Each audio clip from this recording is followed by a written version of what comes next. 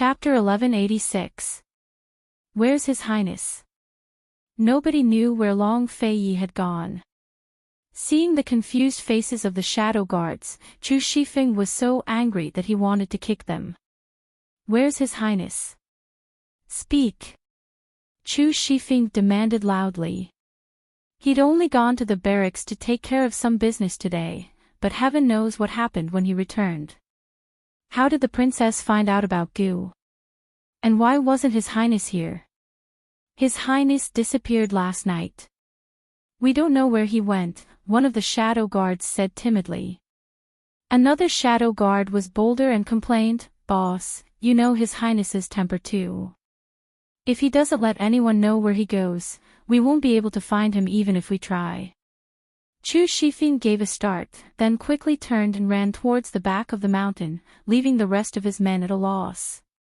Chu Shifeng slapped himself twice to punish himself for his stupidity. The princess was still in her confinement period. His Highness wouldn't have left rear camp unless he had military business to take care of. Even if he did, he'd go to the Yuning barracks at most. His Highness wasn't there when he left the barracks, which meant he'd gone somewhere else. The back of the mountain. His Highness must have gone there alone to find Gu Beiyue and Gu. Chu Shifeng was so anxious that he'd forgotten to bring a torch. He flew up the mountain in the pitch-black woods, hoping to find His Highness as soon as possible. If the princess lost her temper or decided to go to Medical City on impulse, no one would be able to stop her. As Chu Shifeng ran up the mountain, Han Yunqi remained in the tent, sitting blankly. Her heart was filled with both grief and anxiety. Even when she cried, she didn't feel any relief. Just what's Gu's situation now? Is he still alive? According to Ning Jing, Mu Ling had left Medical City for almost a month now. Gu Beiyue had already concluded that Qi Shao only had 1 or 2 months left to live. What about now? The fact that Gu Beiyue was looking for Mu Linger meant that they had not been able to find the herbs and poisons they needed for the past few months. This was because when they were in Medical City, they had already determined the prescription. All that was left was to find the medicine, concoct the antidote, and experiment on the thorny vines. There was no need for Mu Linger to adjust the prescription. Han Yunqi could still remember the prescription clearly. 4 months ago, Gu Beiyue had given her a clear message that he had found all the ingredients that she was most concerned about. In the medical school's drug and poison warehouse, there were those kinds of drugs and poisons. As for the other herbs, it was not difficult for Gu to find them. Han Yunqi sat there in a daze, recalling carefully. She recalled all the letters she had received from Medical City in the past few months. The more she thought about it, the more upset she felt. A group of people surrounded her. They were all looking at her, afraid that she would rush out again. She wouldn't. She was waiting. She was waiting for Long Fei Yi to come see her and give her an explanation. She wanted to know what was going on with Gu Qishao, too. Right now, she wasn't even in the mood to investigate how Long Fei Yi and the rest had tricked her. She only wanted to know how Gu was doing and whether he had any hope of survival. Han Yunqi was waiting for Long Fei Yi to return. Meanwhile, Chu Shifeng had finally followed the lights to the small building at the back of the mountain. As soon as he saw the light, he flew over without even noticing Gu hiding in the darkness by the door. Chu Shifeng didn't dare to shout from afar, but immediately shouted from the doorway, "Your Highness. Something's happened. Something big has happened. The princess knows about Qishao's situation." Long Fei Yi and Gu Beiyue both rose to their feet at the same time. Gu Beiyue asked coldly, "Who told her?" Chu Shifeng gave a start. He never expected Gu Beiyue to have such a cold side. For a moment, he didn't know how to answer. He only felt that the Gu Beiyue in front of him was a complete stranger. Without a word, Long Fei Yi headed for the door. He had to get down the mountain as soon as possible. But Long Fei had hardly reached the door when a familiar voice rose from beside him. Long Fei, I don't want to see her. The speaker was none other than Gu. His head was bowed, his voice so cold that it seemed to come from the depths of hell. And also, her confinement period isn't over yet. If you dare let her take half a step out of the house, this old man won't forgive you even if I die. Chu Shifeng finally noticed Gu's presence. He stared at Gu, his heart stifled. Gu, this doesn't look like a human at all. Long Fei stopped walking, his voice icy. Gu, when have you ever won against this crown prince? Gu Qishao slowly raised his head, only to see that his gorgeous face was covered in dark lines beneath his fair skin. These lines were none other than the roots of the thorny vines. They lay dormant, ready to sprout at any moment to grow out of Gu's face. Right now, Gu Qishao's face was extremely ugly. One could even say it was hideous and terrifying. But no one was frightened. Gu Beiyue, Long Fei, and Chu Shifeng all stared at him, and stared. Gu could still smile. He chuckled and said, "What are you looking at? This old man is ugly, you know it yourself." His voice was beautiful to begin with, but it was even more enchanting when he was smiling. But his face, Long Fei didn't need to ask to know that Gu wouldn't last much longer. The thorny vines had already covered his entire body, leaving only his head. Once the vines grew out of his face and head, Gu Qishao would be finished. Long Fei didn't speak, but turned to leave. Gu cried out, "Long Fei, take it as this old man begging you, all right?" "No." Long Fei didn't even turn around. Han Yunxi will decide for herself. You have no right to decide for her. That's this old man's own business. Gu shouted back. But Long Fei still ignored him. It wasn't until Long Fei's figure vanished into the night and Chu Shifeng left as well that Gu finally turned around and smiled at Gu Beiyue. His long, narrow eyes narrowed slightly as he smiled like the moonlight. He was as pure and simple as a child's. He said, "Gu Beiyue, see. This old man finally managed to trick Long Fei for once before I die. He. It was worth it." Actually, Gu Beiyue hadn't told Long Fei the truth. Gu only had an hour left to live. Long Fei wouldn't make it in time to bring Han Yunxi up the mountain. Even if Chu Shifeng hadn't shown up, Gu Beiyue was already preparing to find an excuse to have Long Fei leave. Long Fei had never been soft-hearted towards Gu's requests, but Gu Beiyue had always been. Gu Beiyue really wanted to smile at little Qi, but Gu Beiyue didn't know what to say. But he couldn't bring himself to smile now. He furrowed his brows and looked at Gu with grief. "Seventh young master," he muttered. "Do you feel pain? Just how much did it hurt to be eaten alive by the vines? How long had Gu been in pain since they left Clearbreeze Peak? How much did it hurt? Why? Why was he still smiling at the last minute? Seventh young master, doesn't it hurt?" Gu Beiyue furrowed his brows as he shook his head. "It doesn't hurt," Gu replied without hesitation. At this moment, a thorny vine suddenly shot out from his neck, breaking through his flesh. Gu's smile froze on his face before it quickly turned into a frown. He gritted his teeth and shut his eyes. He was in pain. So much pain. How could it not hurt? He was most afraid of pain. Very soon, another vine shot out from behind his ear. Gu was in so much pain that he struggled to open his eyes. He shrunk his neck back. However, it was useless even if he shrunk his neck back. After the two vines shot out, several more vines shot out one after another. As a matter of fact, a tender bud had even sprouted from his cheek. Gu Beiyue's eyes were completely wet. He was waiting for Gu to open his eyes. However, Gu never opened his eyes. He allowed the vines to shoot out and grow in number. Shao-Chi! Don't!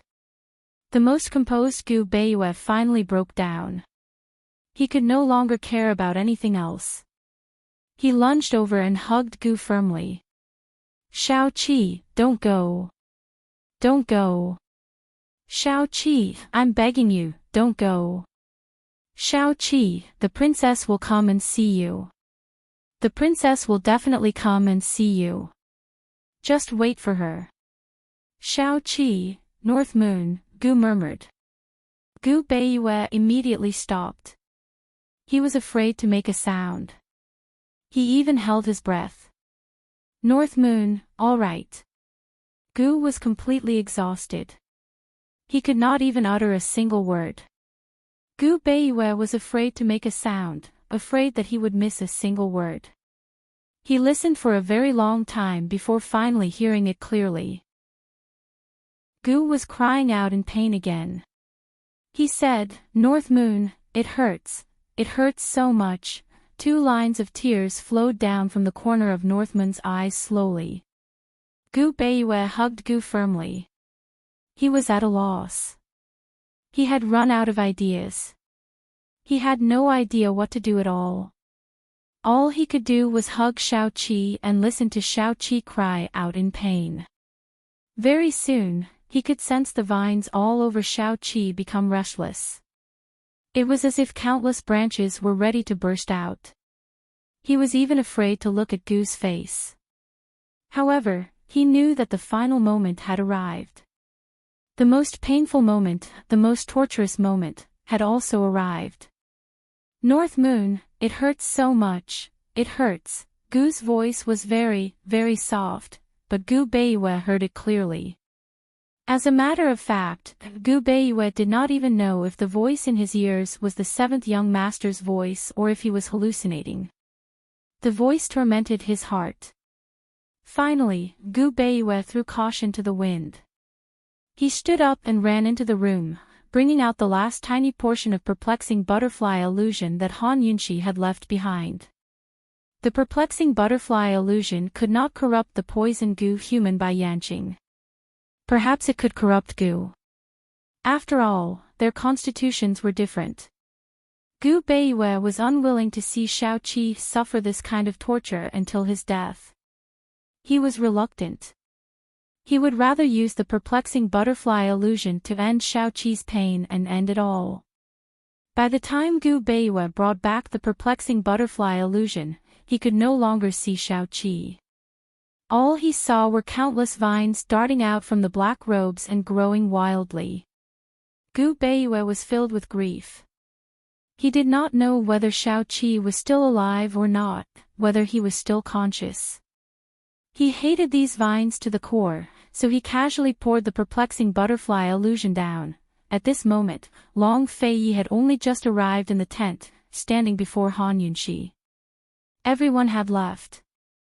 Only Han Yunxi and Long Feiyi remained in the large tent. Han Yunxi's eyes were red and swollen from crying. Long Feiyi's eyes were filled with heartache. Han Yunxi stopped crying, nor did she question or blame him. She only said, Long Feiyi, I want to see Gu. All right.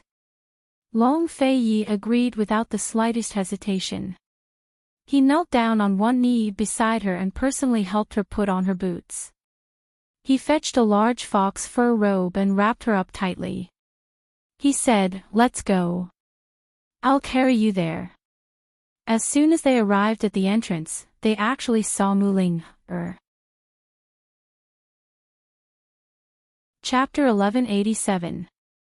No one expected Muling to appear at this critical juncture. Han Yunxi was the most shocked. Wasn't Muling in Medical City? Long Feiyi only knew that Muling had gone out to look for medicine, but he didn't expect her to come here. She was brought in by the shadow guard. Her body was covered in dust, and her delicate little face was full of fatigue. However, her big, clear eyes were still watery, and she had a smile on her face. It was especially moving. She had heard that a few patients in the neighboring county had contracted a disease similar to the plague years ago.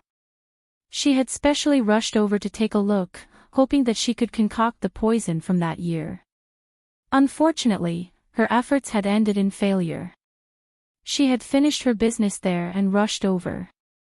The reason why she hadn't greeted her was because she wanted to give her sister a big surprise. She had even specially prepared a gift for her little nephew. Mu Ling stared at Long Fei Yi and Han Yunxi suspiciously and asked, "Are you going out?" Long Fei Yi and Han Yunxi didn't know how to answer. Mu Ling, however, became serious. "Sister, you can't be out of confinement yet, right? Go in, go in. Nothing is more important than confinement. If you fall ill in the future, I'm sure you'll regret it." On the side, Granny Zhao, Ning Jing, and the others didn't dare to make a sound. Mu Ling didn't realize that Ning Jing was beside them. She was clearly an inexperienced little girl, but she acted like an experienced woman, persuading Han Yunxi. "Are you going or not?" Long Fei Yi whispered. His subtext was, "Are you going to tell me or not?" Could Han Yunxi not tell him? Could she still hide it? She had hidden it from Mu Ling before because she didn't know about Gu's physical condition. If she didn't tell him now, when would she tell him? Would Ling still have a chance to see her Qi brother? "Ling did Gu Beiyue ask you to prepare the medicine?" Han Yunxi asked. Mu Ling took a closer look and realized that her sister's eyes were red and swollen. It was obvious that she had cried. She suddenly felt uneasy. She nodded. "I went to look for medicine. It was nearby, so I took a detour." "Have you found the medicine?" Han Yunxi asked again. Mu Ling shook her head helplessly. "Difficult. What Gu Beiyue wants is the medicinal poison of the plague. Unless the medical school has it in stock, it will be very difficult to concoct it." Han Yunxi couldn't help tearing up. "That patient is very dangerous. If we can't find the medicine in the next few days, in my opinion, I'm afraid it will be difficult for him to escape death." As soon as Mu Ling finished her words, Han Yunxi burst into tears. Mu Ling became even more flustered. "Sister, what's wrong? Do you know that patient? Are they your friends?" I. Do I know them? Gu. Han Yunxi choked with sobs. In that instant, Mu Ling was stunned. It was as if she had been hit on the head with a hammer. Her entire mind was in a daze. She stood rooted to the ground, looking at her blankly. "Gu. Gu," she muttered. She suddenly felt that this name was especially unfamiliar. She had forgotten how long it had been since she had last called out these 3 words. Gu Qishao. Gu Qishao, as she muttered, bean-sized tears rolled down from her eyes. As she muttered, Gu became Brother Qi. But why did even the 3 words, Brother Qi, become unfamiliar? Mu Ling looked up. Her eyes were full of tears. She looked at Han Yunxi and suddenly forced a smile through her tears. She said, "Sister, this joke isn't funny at all. Brother Qi's health is very good." Han Yunxi didn't know how to explain, nor did she have time. She said, "He's right behind the mountain. Let's go find him." As soon as she finished speaking, Mu Ling ran ahead of them, running very quickly. Long Fei Yi chased after her with Han Yunxi in tow. Chu Shifeng hurried after them, holding up a torch to lead the way for Mu Ling. By the time they reached the top of the mountain and saw the little house in the distance, the eastern skies had already begun to brighten. From a distance, Long Fei Yi could see that a tall tree had appeared in front of the house. Its fan-shaped canopy resembled a giant umbrella that sheltered the house from the wind and rain. Long Fei Yi stopped in his tracks. His heart felt like it was being cut by a knife. It hurt so much that he couldn't even move his feet. Han Yunxi and Mu Ling'er had never been here before, so they didn't know that the conspicuous tree in the distance didn't even exist before. They were still some distance away, so they couldn't see clearly what kind of tree it was. They only felt that it stood there like a guardian deity, or a lonely person. Xiaoqi lives there? Han Yunxi asked. Long Fei Yi didn't answer, but carried her on his back and walked over step by step. But as the distance grew closer, Han Yunxi gradually got a better look at the tree. Its trunk was made up of intertwined vines and thorns, while its crown was covered in a dense mass of red thorns. If one didn't look carefully, they might even mistake it for a cherry blossom tree. But Han Yunxi could see clearly that it was a thorny tree. As they walked up the mountain, Long Fei Yi had already told her about how Gu's body had been corroded by the thorns. Long Fei Yi, it's this tree. Han Yunxi murmured. Long Fei Yi carried her to the bottom of the tree and stopped. Han Yunxi waited for his answer, but he remained silent. Han Yunxi didn't ask any more questions. She looked up, her eyes red, just like Gu's coquettish red robe. Han Yunxi couldn't help but recall that year when Gu Qishao had glanced back at her. He looked back and smiled at her. He said, "Poison girl, don't worry. I won't leave you behind unless I die." She had only taken it as a joke. Right now, she really wanted to ask him, "Gu Qishao, your joke, why did you take it so seriously? Why?" He meant every word he said to her. He had always meant every word he said. It was just that she didn't believe it. "Gu Qishao, can you never take your joke seriously? Can you?" Han Yunxi's face was already covered in tears. Mu Ling'er's attention was on the house, but the doors and windows of this house were tightly shut. She knocked on the door, but there was no sound at all. She was puzzled and looked at Han Yunxi. "Sister, where's Qi brother?" Han Yunxi didn't answer her. She looked up at the patch of red above her head, her vision already blurred. Mu Ling'er looked up as well. She didn't know what was going on. She had never seen such a beautiful thorny tree. That fiery red color, so lively, it was hard to look away. "Sister, where's Qi brother? Why are you crying? Where's Qi brother? Tell me." Before Han Yunxi could answer, Mu Ling had no idea what was going on. Seeing her cry, she couldn't help but burst into tears as well. She struggled to look up at the thorny vines. She'd been a crybaby since she was a child. Qi brother had told her that when she wanted to cry, she just had to lift her head up high. Then the tears wouldn't fall. She'd never tried this method before. She just loved to cry, so why did she have to stop her tears from falling?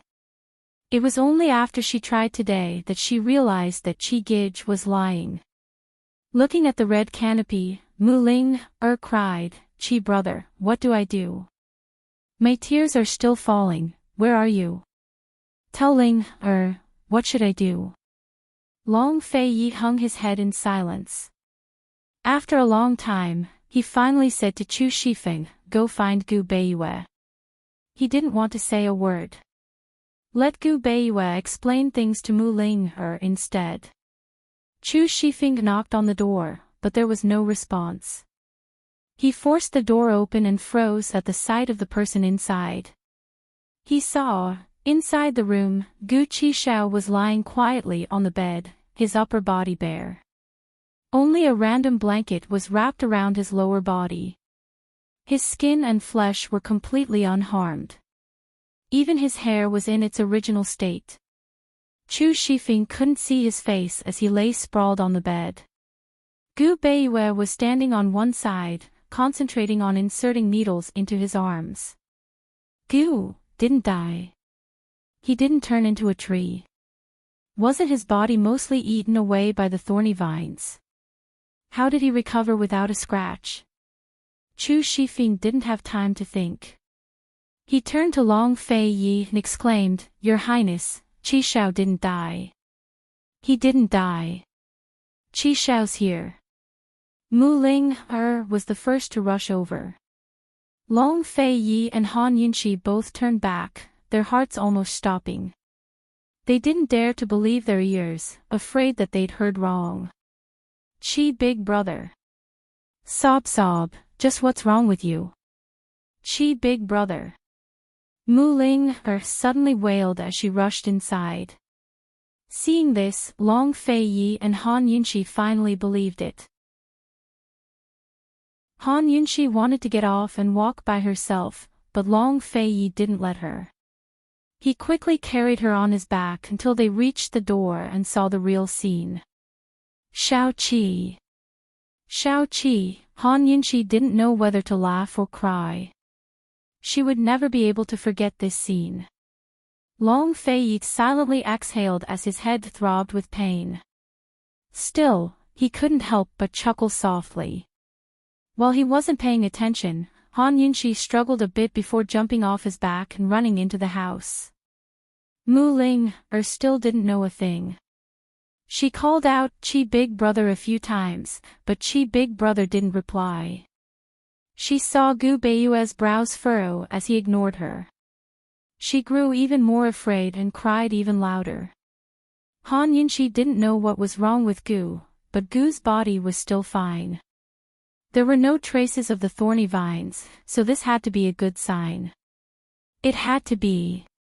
Han Yunqi immediately muffled Mu Ling's mouth as soon as she arrived. She warned in a choked voice, Don't disturb Gu Beiyue. Or else I'll throw you out. Mu Ling didn't dare to move or make a sound. She realized that Gu Beiyue was saving Qi big brother, so she couldn't disturb him. The situation must be very urgent, so Gu Beiyue didn't bother with them. Mu Ling stood on one side, silently wiping away her tears. Han Yunqi stood on the other side, her eyes red from crying as she stared at Gu Beiyue's hands. Despite her proficiency with needles, she couldn't figure out what was going on. Long Fei Yi had somehow walked over to Han Yunqi's side and brought over a chair for her to sit down. A woman who hadn't finished her confinement couldn't stand for long. Long Fei Yi didn't linger in the room, but walked outside to breathe in the cold air and wake himself up. He stared at the thorny vines that had sprouted out of thin air and thought to himself. Chu Shifeng followed him outside. By now, he couldn't see much emotion on His Highness's face. Still, he couldn't help but say, Your Highness, don't worry. Qi Shao will definitely be fine. He'll definitely wake up. Long Fei Yi didn't say much, but ordered, Send some men over and prepare a sedan chair to send them down the mountain. Chapter 1188. Han Yunqi and Mu Ling didn't understand what Gu Beiyue was doing, but their gazes never left Gu Beiyue's hands. Mu Ling, who didn't know a thing, felt her heart break into pieces. After a full 2 hours, Gu Beiyue finally spoke up. Princess, Miss Ling, both of you should leave. It's inconvenient for you to stay here. Don't worry, 7th young master is fine.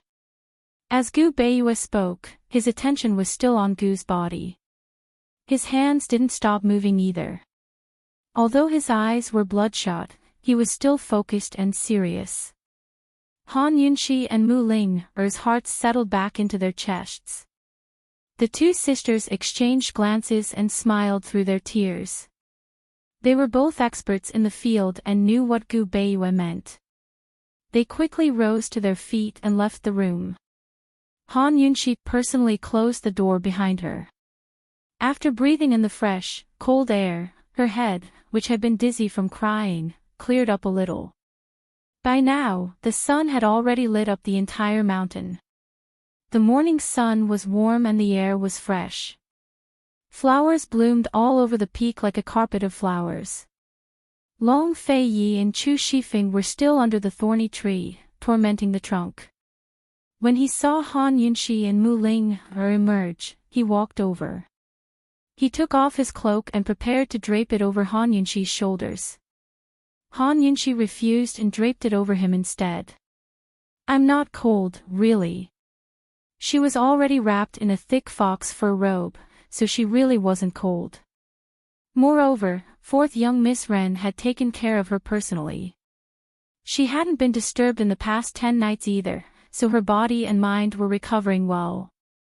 Women generally had 42 days to recover after giving birth, but the number varied from person to person.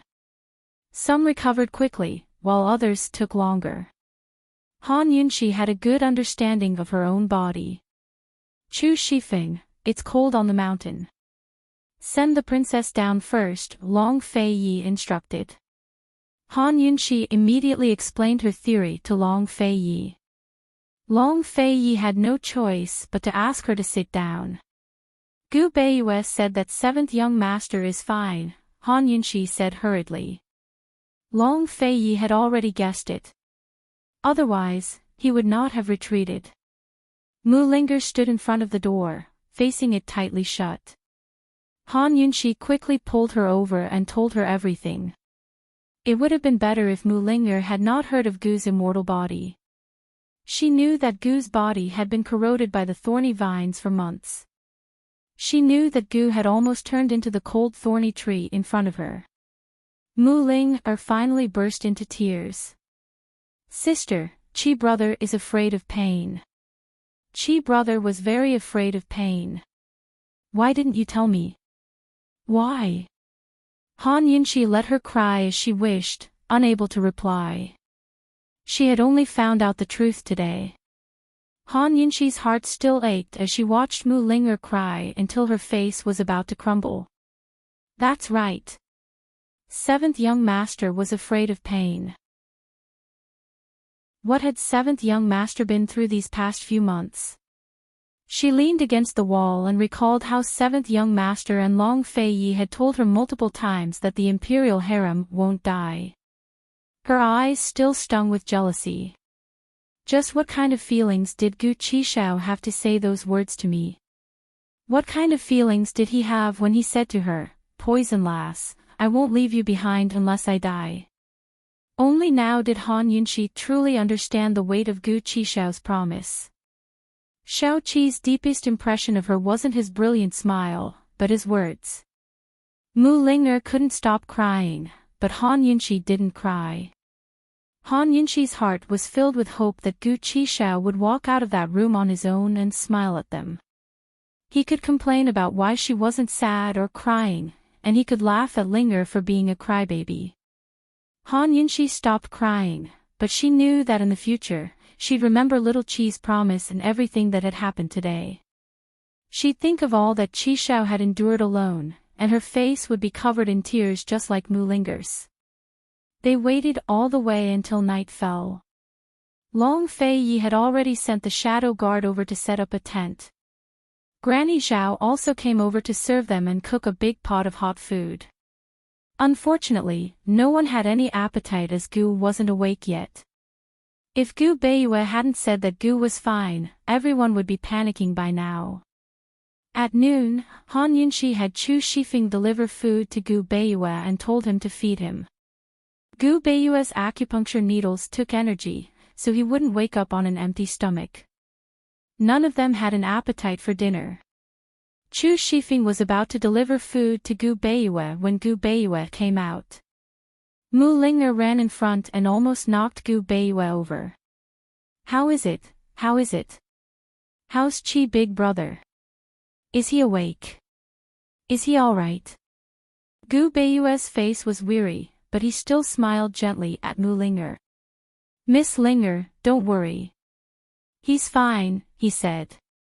He told Chu Shifeng to stand guard in the room while Mu Linger went to the tent. He had something to discuss.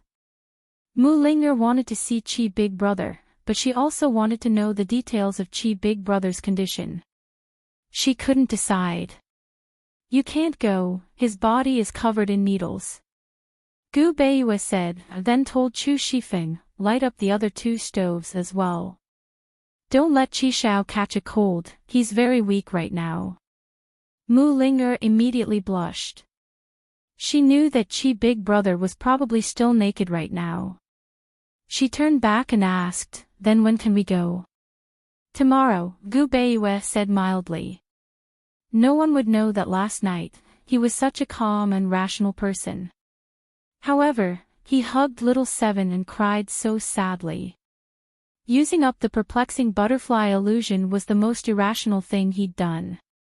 When they returned to the tent, Gu Beiyue didn't even bother to eat before explaining last night's events to Han Yunxi and the rest. Han Yunxi personally placed a bowl of steaming hot soup in front of him. Only then did he comply and drink a bowl of it. Now that Gu Beiyue was out, everyone could eat in peace. They chatted as they ate. Gu Beiyue summarized Xiao Qi's condition in a single sentence. He didn't want anyone to know what kind of torture Xiao Qi had suffered last night, nor did he want to recall it. He only told them in detail about Xiao Qi's reaction after he used the perplexing butterfly illusion. When the perplexing butterfly illusion fell, all of the thorny vines were corroded, leaving nothing behind. However, a red liquid was left behind. It looked very much like blood, but it wasn't blood at the same time. He despaired, only to discover that as the vines disappeared, Gu's flesh was gradually recovering. The vines had been corroded, but it looked more like they had withdrawn from Gu's body. When Gu's body completely reappeared, there was only a puddle of red liquid on the ground that looked like blood. He immediately checked Gu's pulse and found that it wasn't much different from normal. The only difference was that it was very weak, and his heartbeat was almost non-existent. He couldn't be bothered with the puddle of red liquid on the ground. He brought Gu into the room and immediately used acupuncture to protect his heart. After performing the acupuncture, he checked 3 times and was finally certain that 7th young master's life wasn't in danger. Mu Ling'er was stunned and kept sniffling. Han Yunxi hurriedly said, that red liquid took root in the soil and grew into a thorny tree. Gu had noticed the thorny tree at the door and nodded. Princess, that red liquid should be the plant essence in 7th young master's body. Why is the perplexing butterfly illusion the antidote? Long Fei Yi also spoke up. When Han Yunxi left Medical City, she had handed the perplexing butterfly illusion to Gu Beiyue. The antidote was in their hands, but they had been busy for several months without knowing. It was truly helpless. This is also something this humble one doesn't understand. In terms of medicine, we still have to wait for 7th young master to wake up and figure it out together with Ling Er.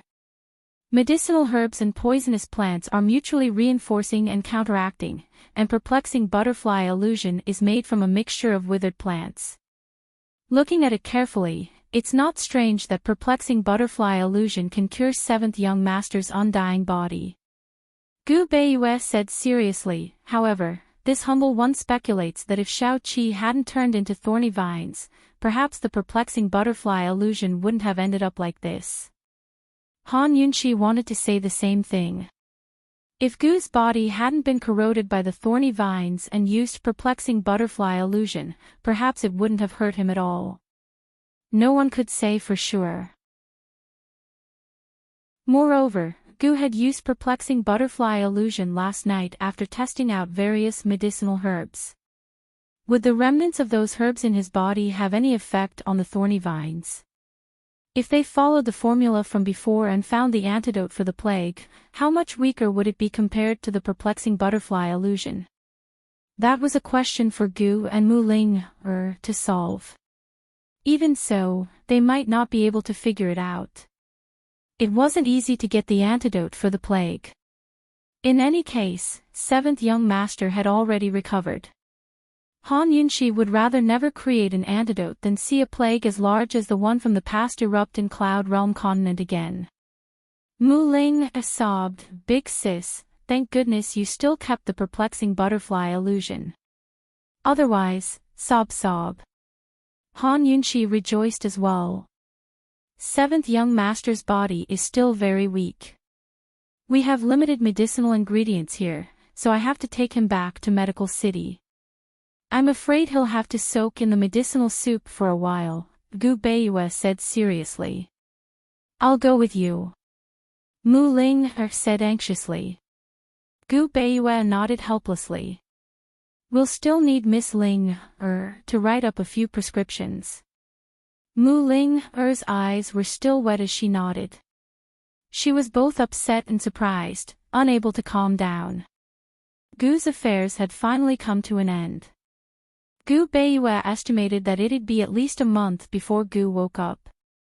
Tonight, however, everyone missed his brilliant, unrestrained smile. After the meal, Gu Beiyue stood up and bowed to Long Fei Yi and Han Yunxi. Congratulations to your highness and princess on the birth of a son. It was only then that Mu Ling remembered that she was here to see her little nephew. She said, Big sis, can I go see little Roy tomorrow?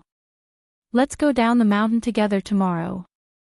Although Han Yunxi missed her son after not seeing him for a day, she still wanted to accompany Gu with Gu Beiyue and Mu Ling Long Fei Yi didn't have much of an opinion. Everyone stayed on the mountain for the night. The next morning, Mu Ling and Han Yunxi both saw Gu. His face was still as beautiful as ever.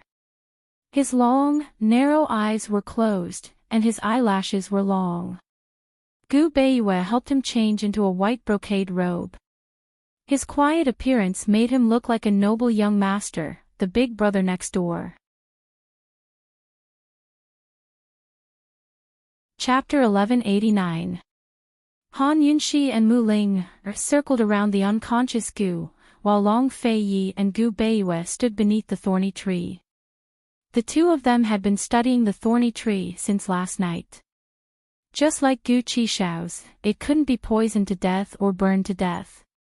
This further proved Han Yunxi's theory of plant essence.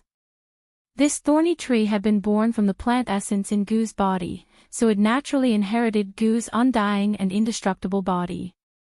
More specifically, it wasn't undying or indestructible, but its immunity was higher than other creatures and its lifespan was much longer.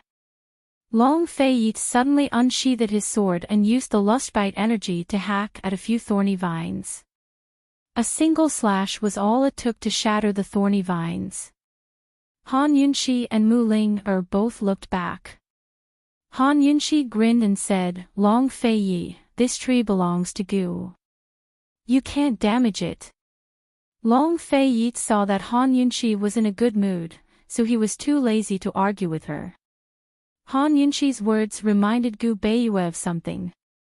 He quickly added, Your Highness, it's better to send someone to guard this tree.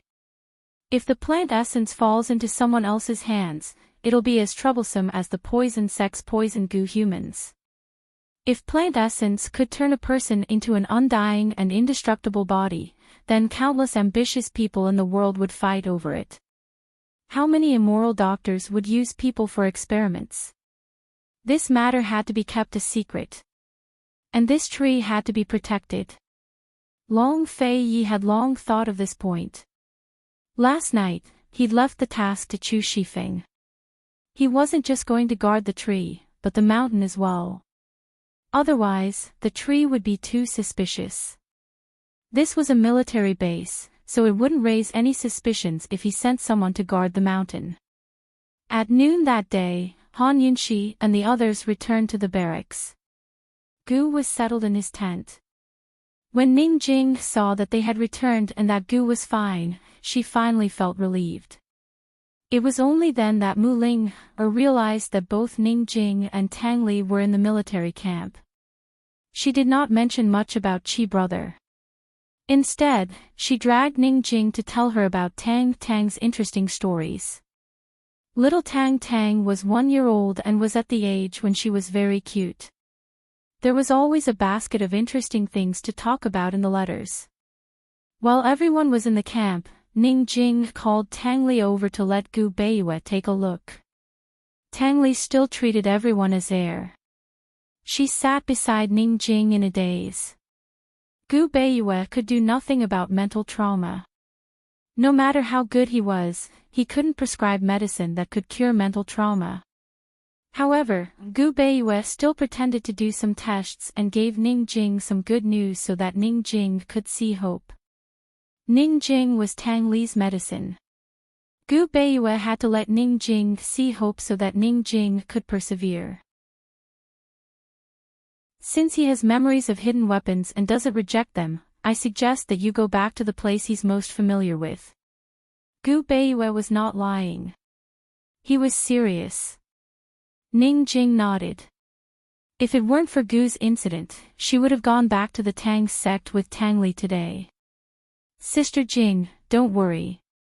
Mrs. Tang doted on Tang Tang very much and took very good care of her. She's even nagging every day about why you're not back yet.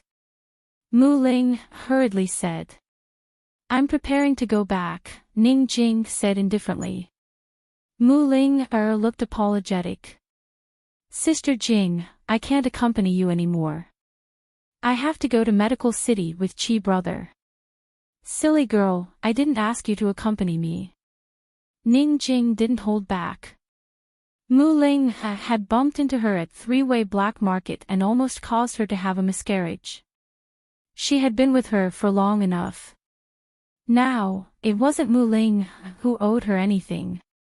On the contrary, she owed Mu Ling a favor. Although Ning Jing didn't say it, she knew very well in her heart. At this moment, Han Yunxi thought of something and smiled. Ning Jing, Tang Li still owes Ling a debt. Mu Ling and Ning Jing looked confused. They obviously didn't know about this. Back at Three-Way Black Market, Tang Li said that the Tang sect would prepare a generous dowry for Ling when she gets married, Han Yunxi said seriously. Back then, Tang Li was grateful to Mu Ling for faking her pregnancy. Even if it meant ruining his own reputation, he would still protect Ning Jing. A girl's reputation was priceless. This favor was more important than anything else. I'll remember it. Ning Jing said seriously. Han Yunxi looked at Tang Li and asked jokingly, Sect Master Tang, you can't go back on your word. Han Yunxi was just joking. Unexpectedly, Tang Li suddenly looked at her thoughtfully. This time, everyone was shocked. Unfortunately, Tang Li only looked at Han Yunxi for a while and didn't have any other reaction. Miss Jing, when you return to the Tang sect, perhaps you can tell Sect Master Tang more about the past. Treat him as someone with amnesia, Gu Beiyue said. Ning Jing nodded seriously and remembered it. Everyone was pleasantly surprised by Tang Li's change, but they didn't notice Mu Ling's gloomy eyes. At the mention of dowry, she remembered her promise with Jin Zi. She had promised to marry Jin Zi and return to Winter Crow with him. Jin Zi had also promised to give her a year. If Chi brother still didn't like her, she had to go with him. A year was so long. But she clearly didn't feel like much time had passed. Why was the date of the promise almost here? The deadline was in 2 months. Mu Ling really didn't know what to do. She shook her head and decided to forget about it for now. In the next month or two, she had to take good care of Chi brother. As they chatted, Granny Zhao carried Rui over. Han Yunxi and Long Feiyi stood up at the same time. The reason Long Feiyi didn't hug Rui earlier was because he was afraid that Rui would cry in front of everyone. Mu Ling couldn't bear to let go of Rui once she hugged him. If it wasn't for the fact that she had to take care of Gu, she would definitely have stayed in the military camp. She teased Rui making funny faces and tickling him. Rui giggled until he burped in the end. Gu Beiyue walked over and gave the little master a serious look. His soft eyes grew even softer as he doted on the boy. It was enough to make one drown in his gaze and dream of a lifetime of beautiful dreams. Dr. Gu, do you want a hug? Mu Ling asked. Gu Beiyue wanted to, but he didn't dare to. Hug him. He'll definitely like you too. Mu Ling smiled. He'll definitely like you. Hurry up and hug him. Han Yunqi urged. She didn't want to hurt Long Feiyi, but wanted to verify once again whether Rui was afraid of strangers. Who knew that when Gu Beiyue carefully carried Rui actually didn't cry and even grinned at him. That's strange. How is this being afraid of strangers? He's so young, yet he doesn't know how to be afraid of strangers. He clearly doesn't like his father. She didn't know about babies. Han Yunqi looked at Long Feiyi's sullen face and suddenly realized that there was finally a man in this world who could control Long Feiyi. That was his precious son. Gu Beiyue still knew his manners and returned Rui to Mu Ling after a while. Mu Ling didn't care about the rules. She wanted to hug him to her heart's content before leaving. She turned back to look at Han Yunqi and smiled slyly. Sister, we're leaving tomorrow. I'll sleep with Rui tonight, okay? Han Yunqi gladly agreed. One night was too short. It was finally time to say goodbye again. Before Gu Beiyue left, Long Feiyi mentioned the matter of Medical City and Medicine City joining forces with the military to rush to the northern part of Northernly to relieve the disaster and fight the plague. Gu Beiyue knew Long Feiyi's ultimate goal. He said faintly, Your Highness, don't worry about preparing for the ascension. Leave it to me. Long Feiyi said softly, I hope you can hold the position of head of the Imperial Hospital and Grand Tutor. What do you think? Chapter 1190. Head of the Imperial Physician Courtyard and Grand Tutor at the same time. Gu Beiyue was undoubtedly the head of the Imperial Physician Courtyard, but he was still a little fearful of the position of Grand Tutor. The Grand Tutor was the Imperial Tutor. Not only was he the Emperor's teacher, but he was also the Crown Prince's teacher. This was a heavy responsibility. A complicated look flitted past Gu Beiyue's eyes, but he still nodded. Many thanks for your Highness's appreciation. This one, Long Feiyi cut him off. Think it over before you answer me. There's no rush. Gu Beiyue nodded. All right. Gu Beiyue and Mu Ling took Gu back to Medical City, while Ning Jing and Tang Li headed for the Tang clan. Only Long Feiyi and Han Yunqi's family remained in rear camp. The temporary capital of Yuning Prefecture was more or less finished, and the Imperial Palace was built on the old site of the government offices. Everyone assumed that Long Feiyi would proclaim himself emperor on his son's 1-month-old birthday. But Long Feiyi only moved into Yuning Palace on Rui's 1-month-old birthday. This time, everyone began to speculate. Besides Northernly, the rest of Cloud Realm continent was still in Long Feiyi's hands. Everything was in place, so why hadn't Long Feiyi proclaimed himself emperor? What was he waiting for? Both the East Qin camp and the East Qin camp were waiting for Long Feiyi to pay his respects at the East Qin mausoleum and acknowledge his ancestors before reviving the East Qin Empire and proclaiming himself emperor. Meanwhile, the Western Qin camp was worried. If Long Feiyi revived the East Qin Empire, where would Western Qin stand? Does the princess care about this matter? Long Feiyi's lack of movement and Han Yunqi's silence made both sides uneasy. The West Qin camp didn't care. Whether Long Feiyi revived the East Qin or the Great Qin, it didn't affect them much. They were all hoping that Long Fei would proclaim himself emperor as soon as possible so that he could be rewarded according to his merits. Han Yunqi was probably the only one who knew what Long Fei was waiting for. On Rui's 1-month-old birthday, all factions sent him gifts of heavenly treasures and extravagant gifts. Long Feiyi didn't even look at them, but had Zhao Mama bring Rui over so he could eat with Han Yunqi. He personally ordered someone to take out the treasured sword, Ice Stream, from the hidden sword pavilion of Tianshan Mountain and give it to Rui, Long Fei Yi, father, Long Fei Ye's father, Ye's father. In fact, there was only one reason Long Fei Yi hadn't proclaimed himself emperor yet. He was waiting for the plague in Northern Li to end and the war to end. He didn't want to start a new empire while the plague was running rampant in the north, nor did he want to establish a new country while Ningqing was still on the battlefield. Ningqing hadn't returned yet. When he proclaimed himself emperor, the Di clan would definitely come to bother Han Yunshi. He had a bet with Ningqing, and the internal affairs of the Di clan would be left to Ningqing to deal with. As soon as Long Fei Yi gave permission for Ningqing to send troops, Ningqing immediately set out with limited provisions, and more provisions were on the way.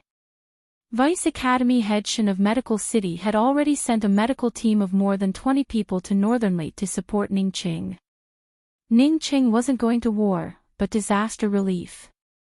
In that case, medical teams and medicinal ingredients were more important than soldiers and provisions. If Rui wasn't so young, Han Yunshi would have personally organized a medical team and rushed to Northern Li. She couldn't travel far, but she didn't idle around either. While Long Fei Yi was busy with military and government affairs, she personally took charge of the distribution of medicinal ingredients and acted as the middleman between Medicine City and Medical City. She was the disciple of the King of Medicine in name and had a deep friendship with the Old Man of Alchemy. In addition, the great clans in Medicine City had received support from her and Long Fei Yi. Thus, when she asked for medicinal ingredients, no one in Medicine City refused. On the contrary, many clans took the initiative to deliver them. Regarding the cost of medicinal herbs, everyone expressed their willingness to contribute to the disaster relief. Han Yunshi didn't refuse these free ingredients and accepted them all. The clans in Medicine City were well off to begin with. Even if they provided a few more batches of medicinal ingredients, it didn't mean much to them. On the other hand, no matter how rich Long Fei Yi was, he would save where he could. Moreover, the Long Fei Yi had spent an incalculable amount on military pay and provisions in the past 2 years. After so many years of war, the national treasuries of Tianning, and Western Zhou were all empty. Even after conquering these 3 countries, they hadn't taken much silver from them. Leaving aside the rebuilding of the country after the war, just rebuilding Yuning Palace and Tian'an's Imperial Palace would cost a lot of silver. Where would all this money come from? Some came from Long Fei Ye's own pockets, while others came from Jiangnan's financial clans and aristocratic families. The southern military had the fewest military achievements, so why were they so confident in their words in the military world? It was all because they were backed by large financial clans. Han Yunshi knew that money would be needed everywhere once the country was established. She didn't know what kind of bottomless pit Cloud Realm's finances would be after the war. She only knew that she should save as much money as she could for Long Fei Yi. She was even beginning to look for new sources of income for Long Fei Ye's national treasury. Actually, the medical market was a good way to earn money, but once the imperial court took control of the medical industry, it would no longer be profitable. Even if it was a good source of income, Han Yunshi wouldn't set her sights on the medical industry. If she wanted to make money, she couldn't earn it from the common people. In her heart, Han Yunshi set her sights on the large clans and financial clans of Jiangnan. Of course, this was all for later. With Han Yunshi personally taking charge of the investigation, everything went smoothly. After Gu Beiyue and Mu Ling brought Xiaoqi back to Medical City, Gu Beiyue arranged for Xiaoqi to stay in his back courtyard. After a long discussion with Mu Ling, he finally settled on a prescription. Gu Beiyue said that ordinary ingredients would do, but Mu Ling insisted on premium ingredients. She even personally brought them over from the Medical City's Mu family. Thanks to Mu Linger and Han Yunshi's relationship, the Mu clan was finally able to regain their footing in Medicine City. Mu Yingdong was still in jail, so Mu Linger's half-brother, born of a concubine from a different mother, was in charge of the clan. That brother treated Mu Ling like a bodhisattva and granted her every request. While Gu Beiyue was busy with Gu, he was also busy with the formation of a medical team. So far, Medical City had only sent out 2 medical teams. This was far from enough to deal with the rapidly spreading epidemic. 10 days after returning to Medical City and confirming that Gu's condition had stabilized, Gu Beiyue left Gu in Mu Ling's care. With the assistance of a medical assistant, Mu Ling was able to complete the daily tasks of changing the medicinal decoction and administering acupuncture. One afternoon, Mu Ling personally boiled a large pot of medicinal decoction. After changing the decoction in the tub, she had a servant carry Gu away. Gu had to soak in the decoction for 2 to 4 hours every day. Gu Qishao sat quietly in the wooden tub with his eyes closed as if he'd fallen asleep. Mu Ling had everyone withdraw and personally closed the door. Like every day in the past, she moved a chair to sit beside the tub, leaned her arms against the edge of the tub, and stared at her Qi brother. She had to admit that her eyes were restless. Not only did she look at Qi brother's face, but she also couldn't help but look down at Qi brother's chest several times. Qi brother's upper body was bare. His figure was so good that Mu Ling blushed. Mu Ling knew that this was the only chance in her life that she could be with Qi brother every day. She could look at him so closely and accompany him day and night. When Qi brother woke up, he would still run away, and she would have to face Jin Zi. In the past, she always hoped that Qi brother would grow old. Who knew that Qi brother was immortal? Now, Qi brother was not immortal. Unfortunately, she might not be able to wait until he ran out of energy. Qi brother, what do you think I should do? In addition to looking at Gu, Mu Ling had been talking to Qi brother for the past few days. It was because she knew that he couldn't hear her and wouldn't answer that she dared to say anything. Qi brother, Ling doesn't want to break her promise. Ling made the promise herself. Ling knows that she's stupid, but Qi brother, Jin Zi is not a bad person. Actually, Jin Zi has a good heart. Qi brother, if I didn't promise Jin Zi, he would threaten me. Jin Zi will use me to threaten my sister, he won't have a good ending. So, I could only promise him. Qi brother, as Mu Ling spoke, she slowly tilted her head and looked at Gu helplessly and affectionately. Qi brother, Ling wants to marry you. I want to have children with you. Do you know that? After saying this, Mu Ling immediately realized that she was stupid again. When she left Northernly, Qi brother had hinted to her that it was impossible for them to be together. Qi brother had always known that she liked him. Qi brother wasn't stupid. If Gu heard Mu Ling's words, how would he feel? He probably wouldn't feel anything. He knew Mu Ling's thoughts better than anyone else. He would probably feel that it was too noisy, right? Just like that, Mu Ling nagged beside Gu for a whole hour. It wasn't until the medicine boy came in to heat up the medicine that she stopped and ran to drink some water. This medicine boy was about 12 or 13 years old. He was sent here personally by Gu Beiyue and was very smart and sensible. Usually, he would leave immediately after finishing his work and wouldn't delay. However, today's matter was already over, but he stood aside and didn't leave. Is there something else? Mu Ling asked. The medicine boy stammered, Big Sister Ling, it's. Actually, I just, speak frankly. There are no outsiders here. Mu Ling never put on airs in front of the medicine boy. Big Sister Ling, my father made a bet with someone and bet a lot of money. I wanted to secretly ask you if my father would win or lose, said the medicine boy. Mu Ling was suspicious. What bet? Is it related to me? It's. The medicine boy said timidly, it's related to Principal Bayue. Everyone outside is betting on whether or not he'll marry the Qin family's young miss. What did you say? Mu Ling was very surprised. It's been going around since a few months ago. It said that Principal Bayue sent someone to the Qin family as a matchmaker. However, there hasn't been any news even now, so many people have set up bets.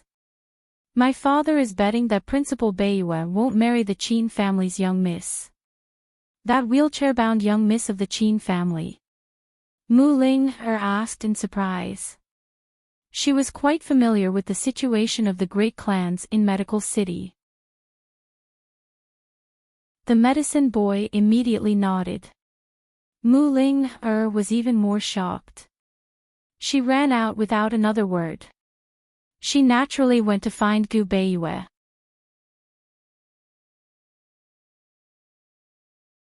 Chapter 1191. When Mu Ling ran to Gu Bayue's study, Gu Bayue had just finished discussing the matter of dispatching a medical team with several vice-directors and elders. Gu Bayue had already decided to personally go to Northernly. Although Mu Ling was carefree, she was still a little shrewd. Seeing that everyone was still there, she didn't say anything and just waited on the side. Seeing that she was waiting, everyone excused themselves. Gu Bayue hurriedly asked, Miss Linger, what's wrong? Did something happen to 7th young master? The reason why Gu Bayue could hand Gu over to Mu Linger was because he was certain that Gu would be fine, so he wasn't worried. Mu Linger saw that there was no one around, but she was still worried. She pulled Gu Bayue to a corner and asked in a low voice, I heard that you're going to marry the eldest daughter of the Qin family. Gu Bayue was stunned at first, but then he smiled and directly nodded. Yes, it's really true.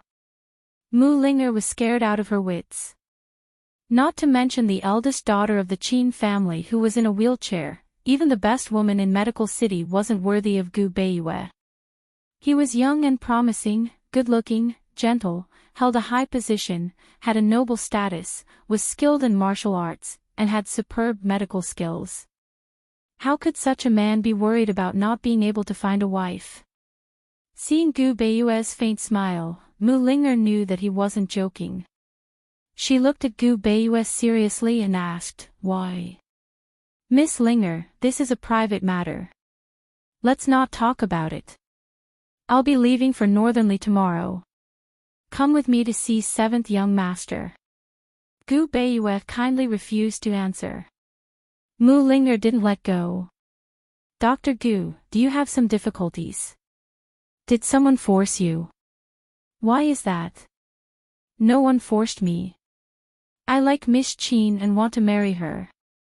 It's that simple, Gu Bayue explained. You. Mu Ling couldn't believe it. Do my sister and His Highness know? Miss Ling, this is my personal matter. When the wedding date is set, this one will inform the princess and His Highness. Gu Bayue became serious.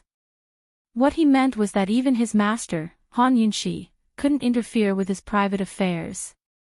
Mu Linger understood, but she still felt that something was wrong. She glanced at Gu Bayue a few times, but didn't ask much. However, she secretly decided that she must tell her sister and His Highness about this matter. She was sure that Gu Bayue had a reason for doing this. Gu Bayue hadn't seen Xiaoqi for several days. As soon as he saw Xiaoqi, he found that Mu Linger took very good care of him. Mu Linger even helped Gu comb his hair neatly. After recuperating for so long, Gu's body recovered quite well. Gu Bayue carefully examined him again before telling Mu Linger, he'll be fine after soaking for another 10 days or so. The medicine is also poisonous, so it's not good for his body if he soaks in it for too long. However, when she couldn't see Qi brother here, all her grievances burst out in an instant. She didn't ask Qi brother to do anything. When he woke up, he could talk to her and smile at her before leaving. Brother. Do you know how much Linger missed your smile? Linger, don't cry. Don't worry. Let's look for him together. Han Yunshi hurriedly persuaded. Long Fei Yi glanced at Mu Linger and walked out of the door without saying a word. Gu could hide from Mu Linger and not be found by her, so he should be fine. He couldn't be bothered to care about these other people's business. It couldn't be better if Gu didn't come to Yuning. Han Yunshi comforted Mu Linger while sending the shadow guard to various places to look for him. In fact, she sent the shadow guard just to show Mu Linger, so that Mu Linger would have some hope in her heart. She knew that Gu must be deliberately avoiding Linger since he didn't even come to her place after leaving Medical City. This silly girl, did she not see it or was she unwilling to accept it? Mu Linger was too sad. If she was sad because brother left her last time at the peak of the back mountain, then this time, she was sad because brother didn't want her anymore. Han Yunshi couldn't persuade her. In the end, she asked Granny Zhao to carry Royer over and said seriously, Linger, if you cry again, you'll scare Royer. Mu Linger looked up. As soon as she saw Royer, she didn't dare to cry out loud, but her tears still flowed.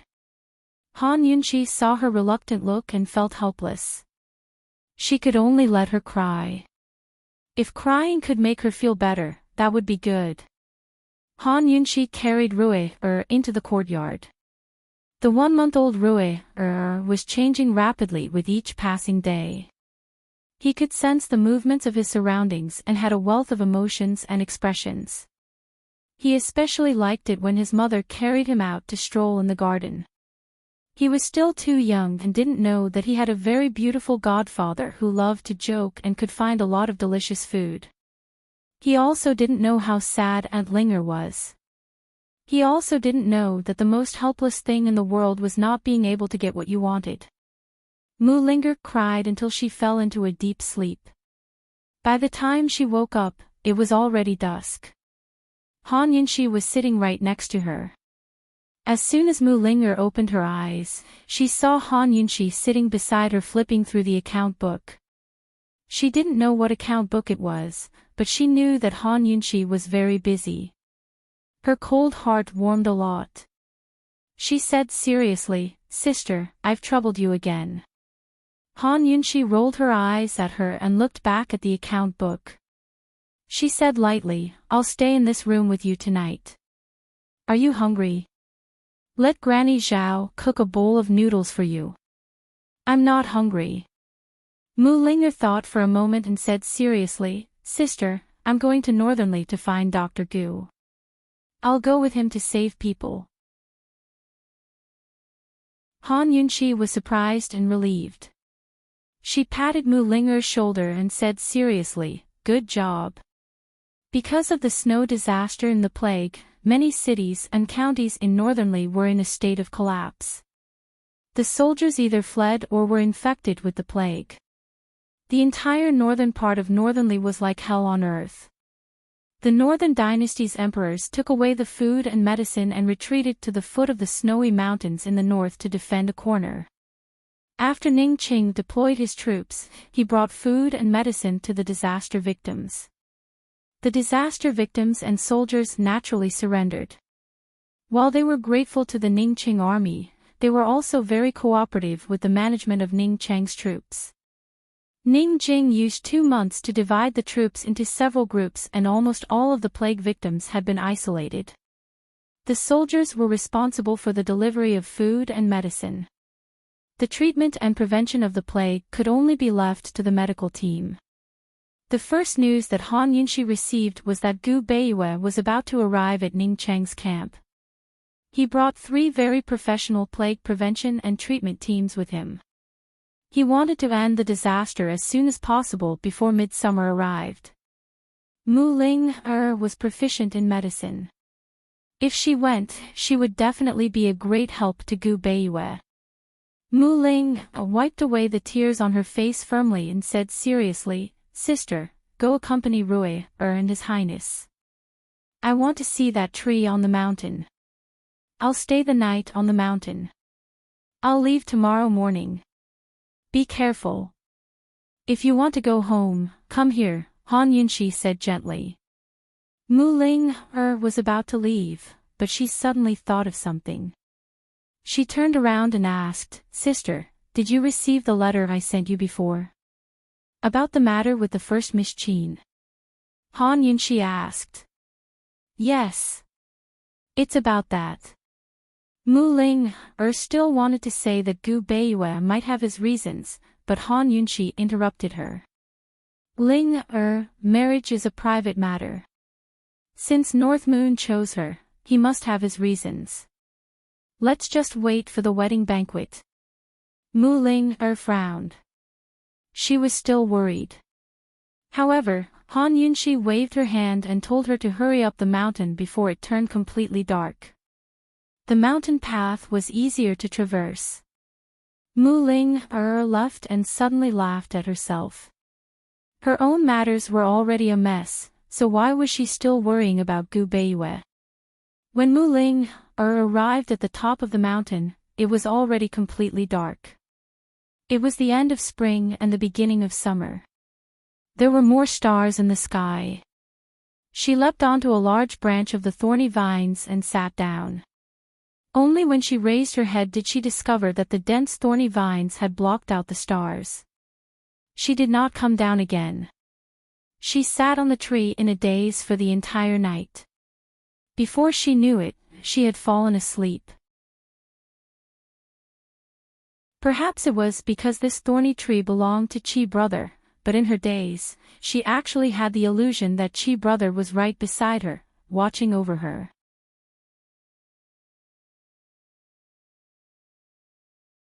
Chapter 1192. The night gradually deepened.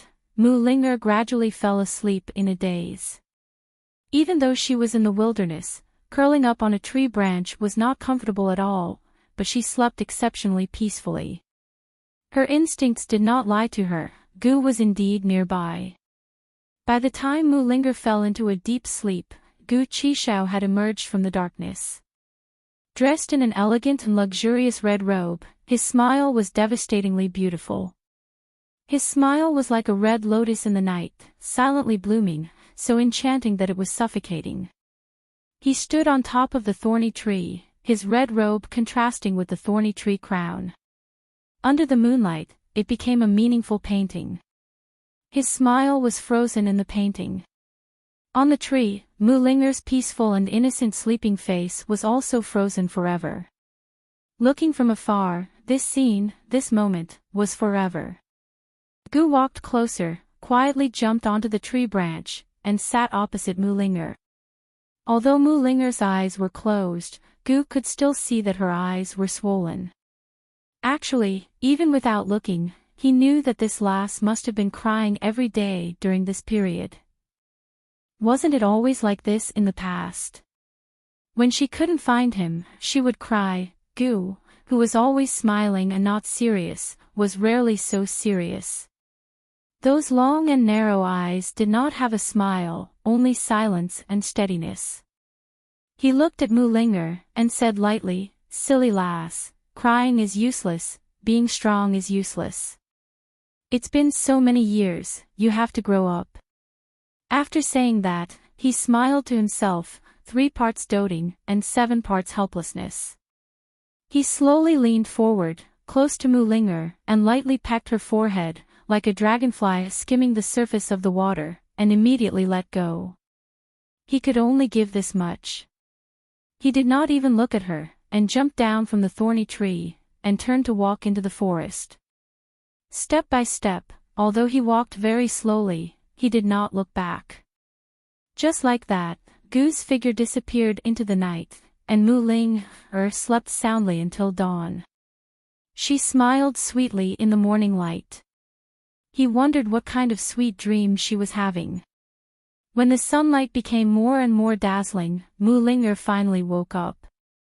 As soon as she opened her eyes, the first thing she did was to touch her forehead. She had a beautiful dream last night.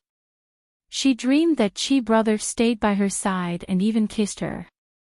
That feeling was too real. She remembered clearly that when Chi brother leaned over, she could smell the unique fragrance of herbs on his body. Those herbs were personally concocted by her. He had been soaking in the medicinal decoction for more than 2 months, so the fragrance was left on his body. In fact, she really wanted to open her eyes and see how Chi brother would approach her and kiss her. But she didn't dare. She was afraid that as soon as she opened her eyes, she would wake up from her beautiful dream, and all she could see was the endless darkness of the forest. Mu Ling'er touched her forehead and felt happy for a long time. She tore off her hair tie and tied it into a beautiful bough on the thorny tree above her head. She knew she'd come back here one day. Mu Ling'er jumped off the tree and stretched her limbs before heading north. At the foot of the mountain, her big sister had arranged for a carriage and luggage for her, as well as a shadow guard. She was going to Northernly to help the medical team save the dying. As soon as Mu Ling'er left, Chu Shifeng exhaled in relief and immediately went back to report. Yesterday, Han Yunxi had been worried that Mu Ling'er would take things too hard and do something stupid, so she'd sent Chu Shifeng to observe in secret. Thus, Chu Shifeng had seen Gu last night as well. Princess, Gu went west. This subordinate sent people to follow him from a distance so we can know his whereabouts at any time, Chu Shifeng said. Han Yunxi was surprised.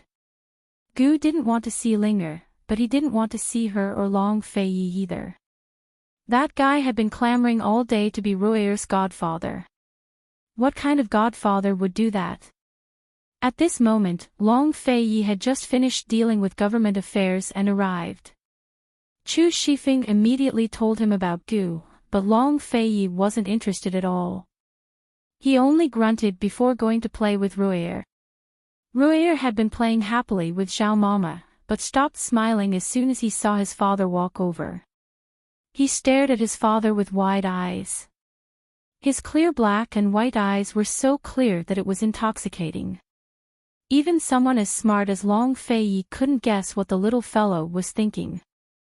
But when Long Fei Yi saw that Ruo'er didn't seem to reject him, he scooted closer and reached out to hug his son. Helpless, he had just picked up Ruo'er when Ruo'er started crying again. Long Fei Yi's patience was limited. It had been months since Ruo'er was born, but he cried every time he held him. Was this little fellow here to go against him? I don't believe it. Long Fei Yi wouldn't let go of Ruo'er. Han Yunxi couldn't bear to let him go and ran over. Let go of him. He's crying like this, you'll scare him. My Long Fei Yi's son shouldn't be so easily frightened, Long Fei Yi said unhappily. How old is he? Let go of him. Han Yunxi was fierce. Actually, Long Fei Yi was only fierce with his words. Seeing his son's teary eyes made his heart ache even more than Han Yunxi. He could only obediently let go. Ruo'er stopped crying as soon as he was in his mother's arms. Han Yunxi teased him again, causing him to chuckle even though his eyes were still brimming with tears. His pitiful, adorable appearance made everyone laugh. Even Long Fei Yi couldn't help laughing. Long Fei Yi asked, just what's going on? When will he stop being afraid of me? Han Yunxi gave Long Fei Yi a helpless answer. I don't know either. Why don't you talk things over with him? Long Fei Yi scooted closer to Ruo'er, who looked him in the eye. Father and son stared at each other for a long time without coming to a conclusion. Chu Shifeng and Xiao Mama were both secretly laughing on the side. In the end, Chu Shifeng walked over and asked in a low voice, Princess, how about this subordinate find Qishao and have him go help out in Northernly? Meddlesome, Han Yunxi replied. Gu wasn't a man who bemoaned the state of the universe and pitted the fate of mankind. Moreover, Gu was an expert in medicine, not medicine. He wouldn't be of much help in Northernly, but would only add to the mess. As long as that fellow recovered, Han Yunxi wouldn't care about his whereabouts. Chu Shifeng backed away resentfully at the meddlesome remark, not daring to say another word. But soon enough, the shadow guard reported from the doorway, "Your Highness, there's a secret missive for you." Long Fei Yi was still staring at little Ruer when he asked, "Where did it come from?" "Gu," the shadow guard replied honestly. Long Fei Yi and Han Yunxi both looked up at him at the same time. Chu Shifeng was surprised as well and quickly went to retrieve the missive. Long Fei Yi's gaze turned cold as soon as he opened the letter. There was only one line written inside, "Long Fei Yi, tell your shadow to get lost. Don't follow this old man anymore, or else you'll have to bear the consequences." Long Fei Yi's eyes were cold as he handed the missive to Chu Shifeng. Chu Shifeng sent something off as soon as he saw his master's expression. He carefully peeked at the words and felt like his world had collapsed. Long Fei Yi didn't even ask where Gu was. Cold, he asked, "Who sent someone to follow him?" Chu Shifeng's head was almost buried in his collar as he didn't dare to answer. Han Yunxi was about to speak when Long Fei Yi said cold, "Chu Shifeng, you go follow him personally. Follow him wherever he goes. Bring more poison guards with you as well.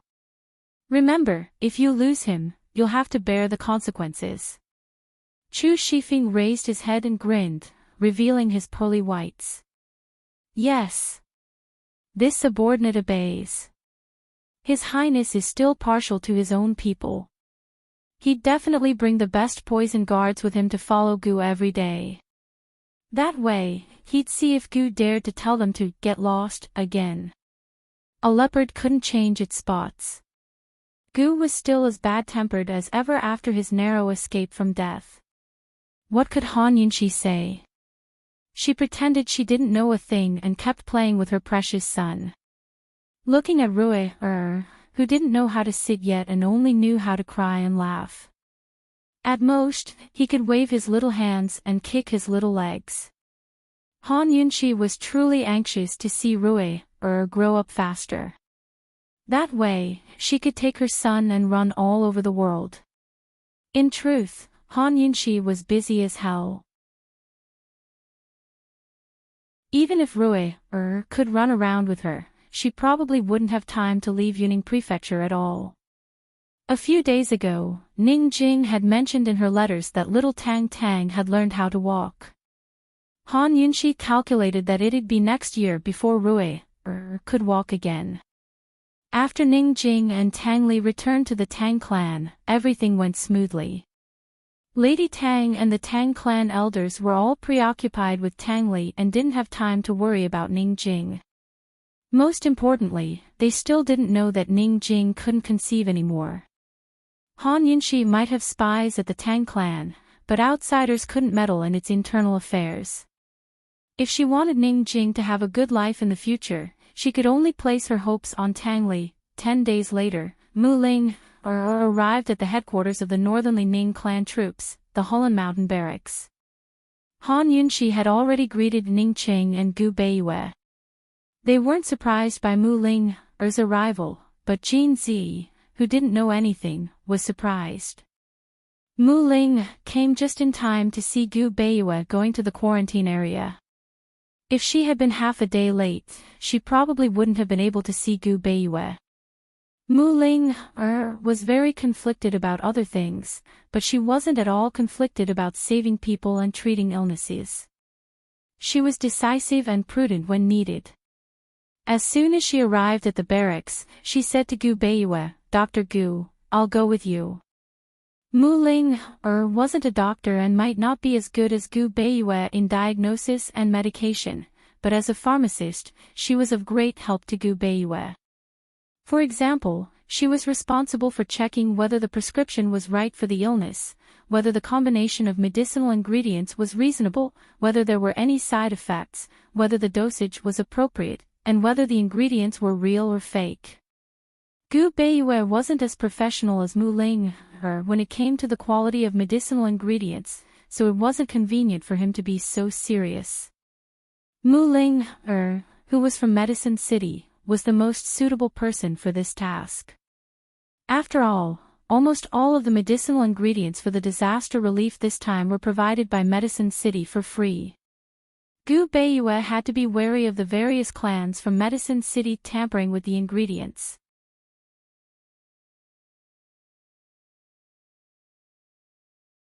Chapter 1193. How could they tamper with the herbs?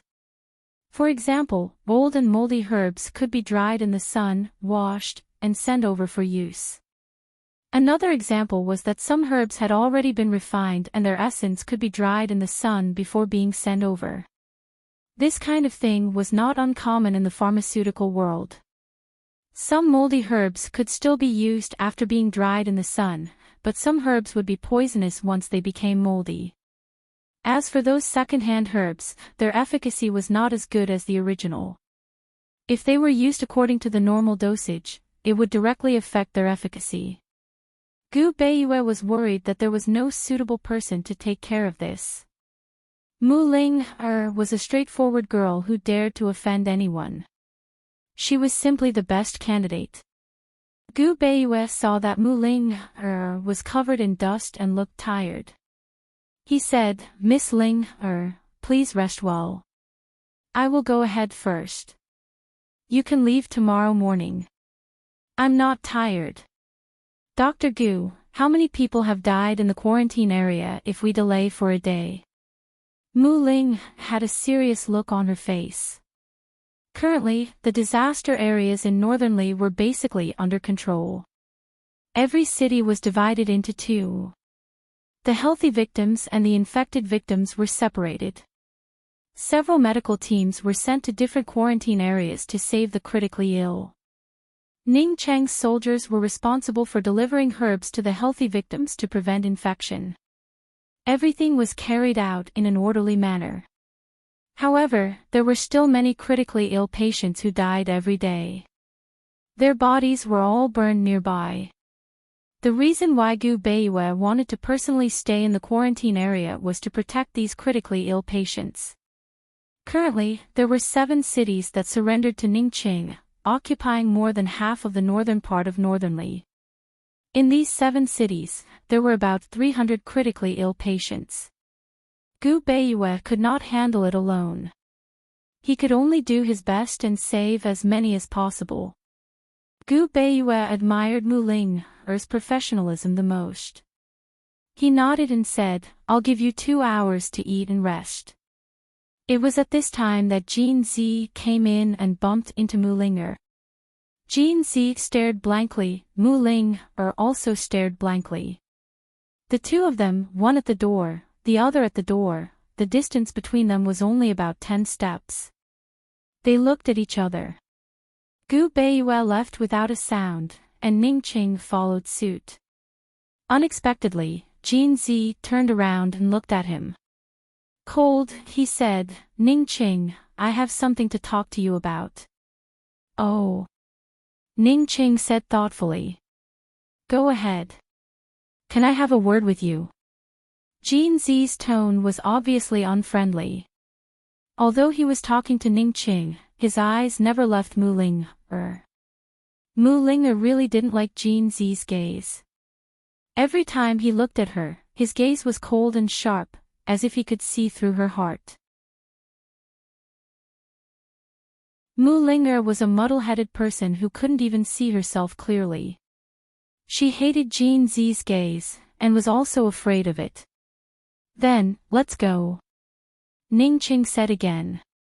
Jin Zi then retracted his gaze and turned around to leave. After everyone had left, the curtains were lowered. Mu Ling then regained her senses.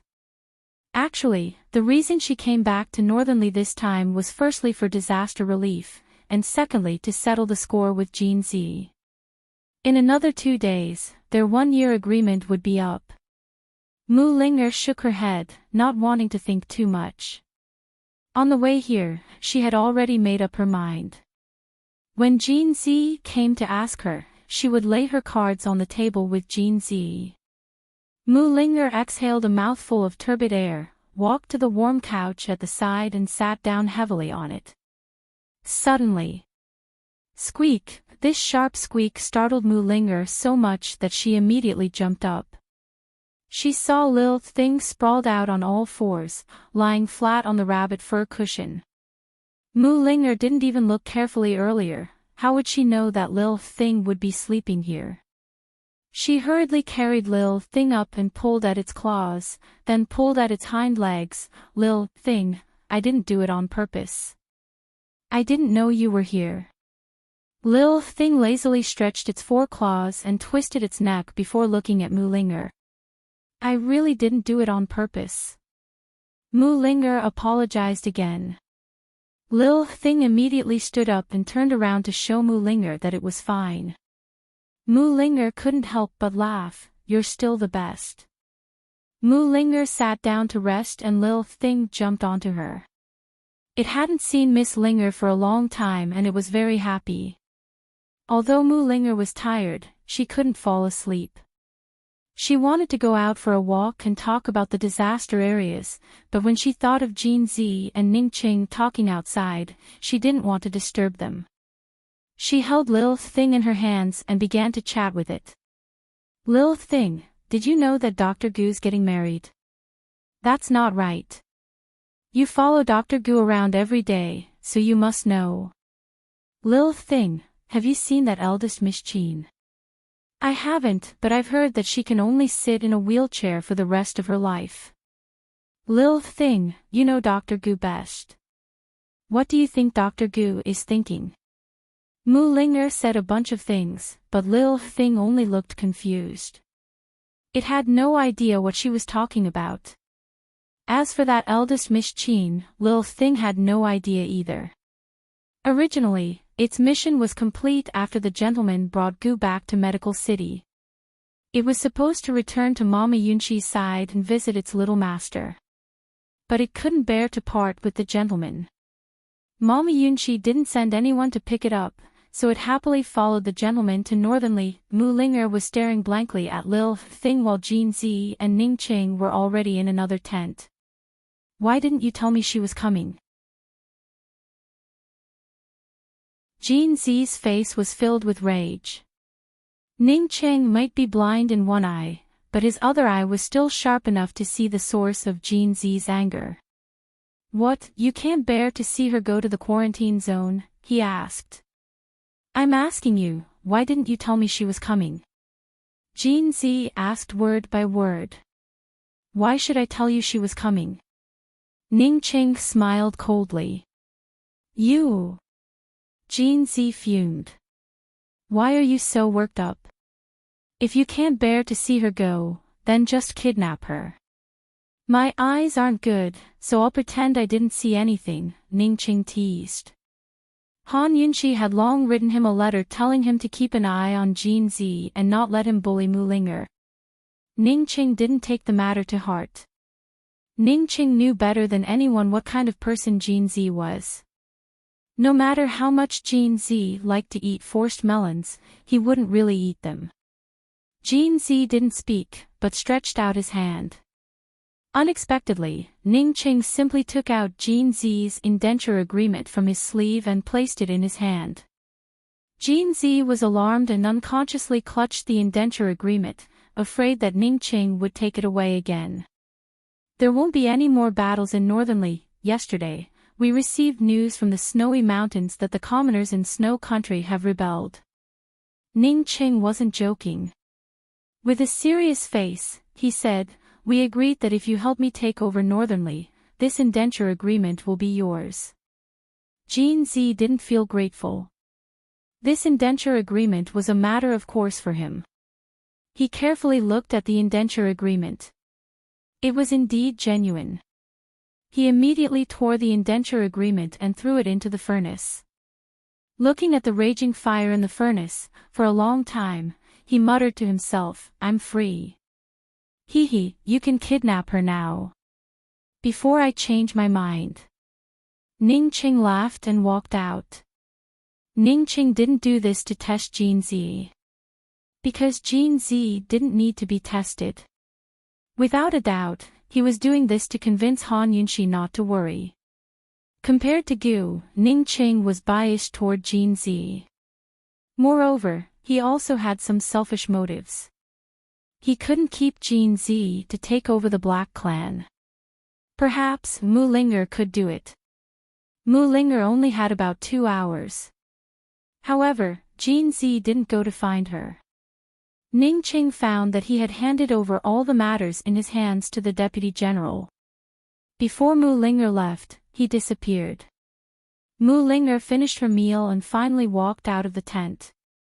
Seeing that Jean Z wasn't outside, she secretly sighed in relief. She directly went to find Gu Beiyue. In this way, after Mu Linger arrived at the camp, she didn't stay for the night. She went straight to the nearest isolated area with Gu Beiyue. At night, Ning Qing sat alone on the grass outside the camp to drink. The attendants felt strange when they didn't see Jean Z. They knew that Master Ning would usually find Jean Z to accompany him when he drank. After all, it was lonely to drink alone. However, they didn't make any guesses. They just thought that Jean Z had something to do outside. Who knew that after 3 days, Jean Z still didn't appear? Ning Cheng's newly promoted Deputy General Qin couldn't sit still anymore. He ran to Ning Cheng's tent to ask about this matter. Master Ning, Jean Z wouldn't have run away, right? Ning Cheng asked, so what if he ran away? If Jean Z runs away, who can control the Black Clan? Deputy General Qin was anxious. The Black Clan was very valiant and reckless. They only feared Jean Z. The indenture agreement is with me. Are you still afraid that he will run away? Ning Cheng asked again. Master, what can a thin indenture contract do to him? He's not someone who's afraid of lawsuits. Deputy General Qin said seriously. The indenture agreement was useful for ordinary people. However, for people like Jean Z, it was really useless. Even if he didn't want the indenture agreement and directly ran away, Ning Qing might not be able to find him. Ning Qing looked up and asked seriously, since it's useless, why didn't he run away after so many years? When these words came out, Deputy General Qin was speechless. That indenture agreement was Jean Z's character, Jean Z's integrity, and the backbone that Jean Z had kept in his heart for so many years. This subordinate has misspoken. Deputy General Qin saluted and consciously retreated. At this moment, Mu Ling had just finished checking a few batches of medicinal herbs and returned to her tent. She and Gu Beiyue were very busy when they arrived at the isolated area. Although it was already late at night, she only had about an incense's time to rest. Gu Beiyue would later send someone to send the prescription for her to check. During this rest time, she should have taken a short nap. However, her mind was full of Jean Z. Yesterday was the deadline for the appointment. Jean Z actually didn't come to look for her. This wasn't like him at all. Could it be that he had already given up? Not long after, Gu Beiyue's medical assistant sent over a pile of prescriptions. It was much more than what Mu Ling had expected. Miss Ling, these are all prescriptions to prevent the plague. Dr. Gu said that Tianqi, Buddha's hand, and pangolin are currently in short supply. It is estimated that there will not be enough for the next month. Before the medical assistant finished speaking, Mu Ling understood what Gu Beiyue wanted. Alright, I will try my best to find alternative medicine. I will also consider the dosage. Please pass on my message to Dr. Gu and ask him not to worry. That night, Mu Ling didn't sleep. She spent the whole night pondering over 1/3 of the prescriptions. It should be known that the prescriptions that Gu Beiyue sent over were not simple. Mu Ling worked with Gu Beiyue in this way. Unknowingly, a month had passed. Jean Z didn't come to look for her, nor did he appear in the military camp again. Where did Jean Z go?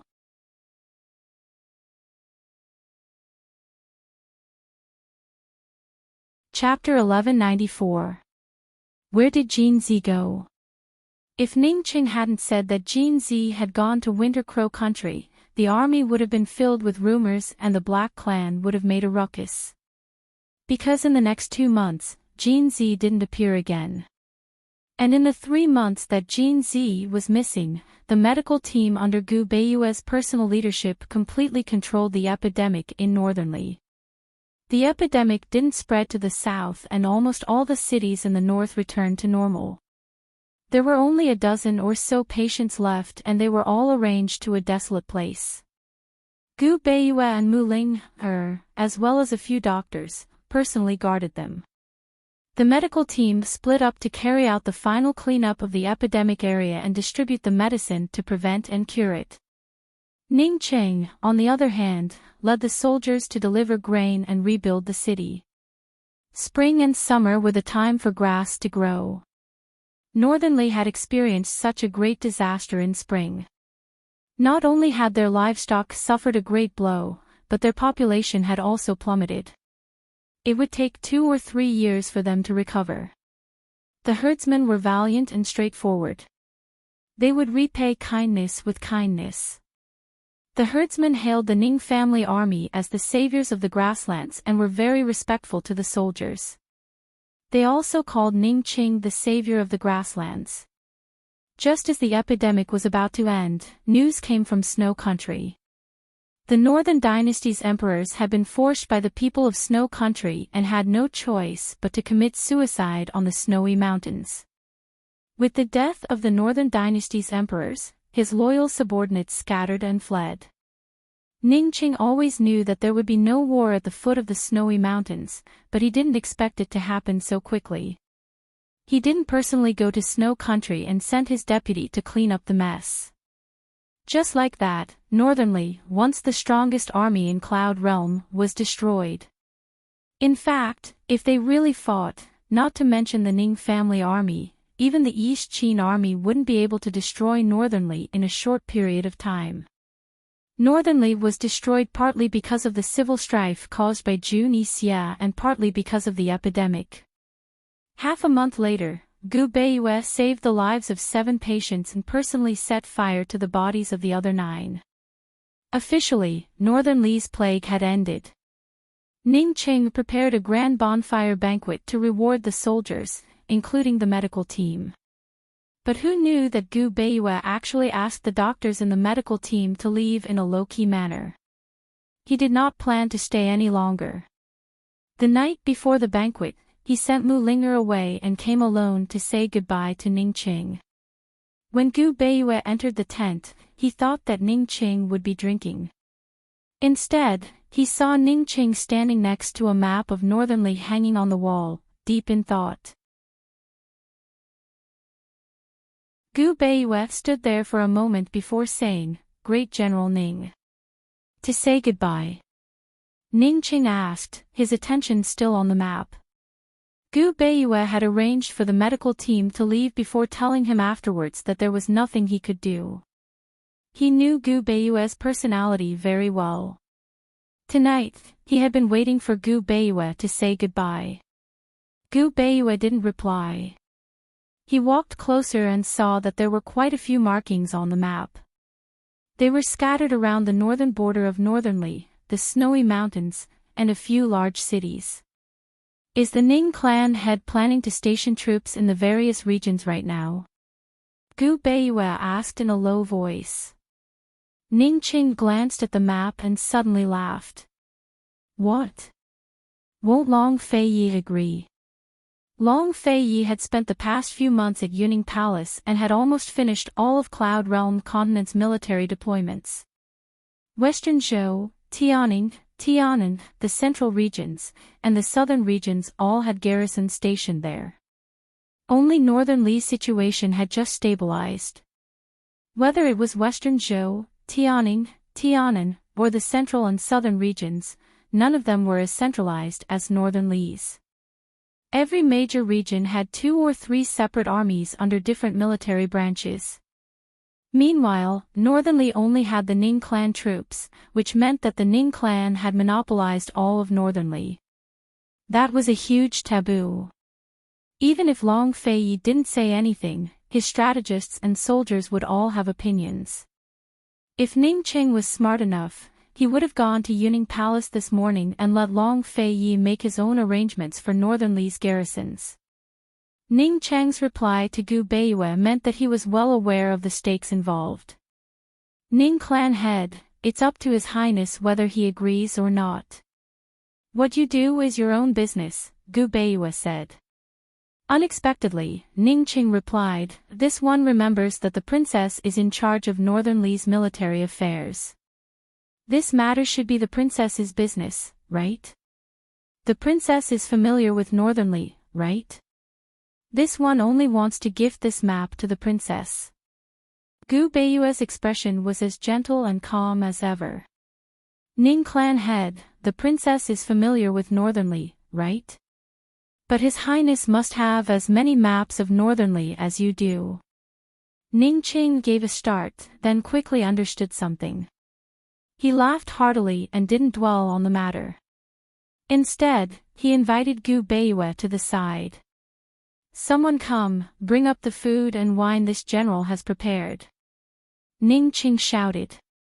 Only then did Gu Beiyue realize that Ning Qing had long prepared a farewell feast for him. When the food and wine were brought up, Gu Beiyue glanced at them and found that there were only 2 dishes. There wasn't even any meat, but the wine was excellent. Gu Beiyue, is there a lot of food in the military? Please make do with it, Ning Qing said jokingly.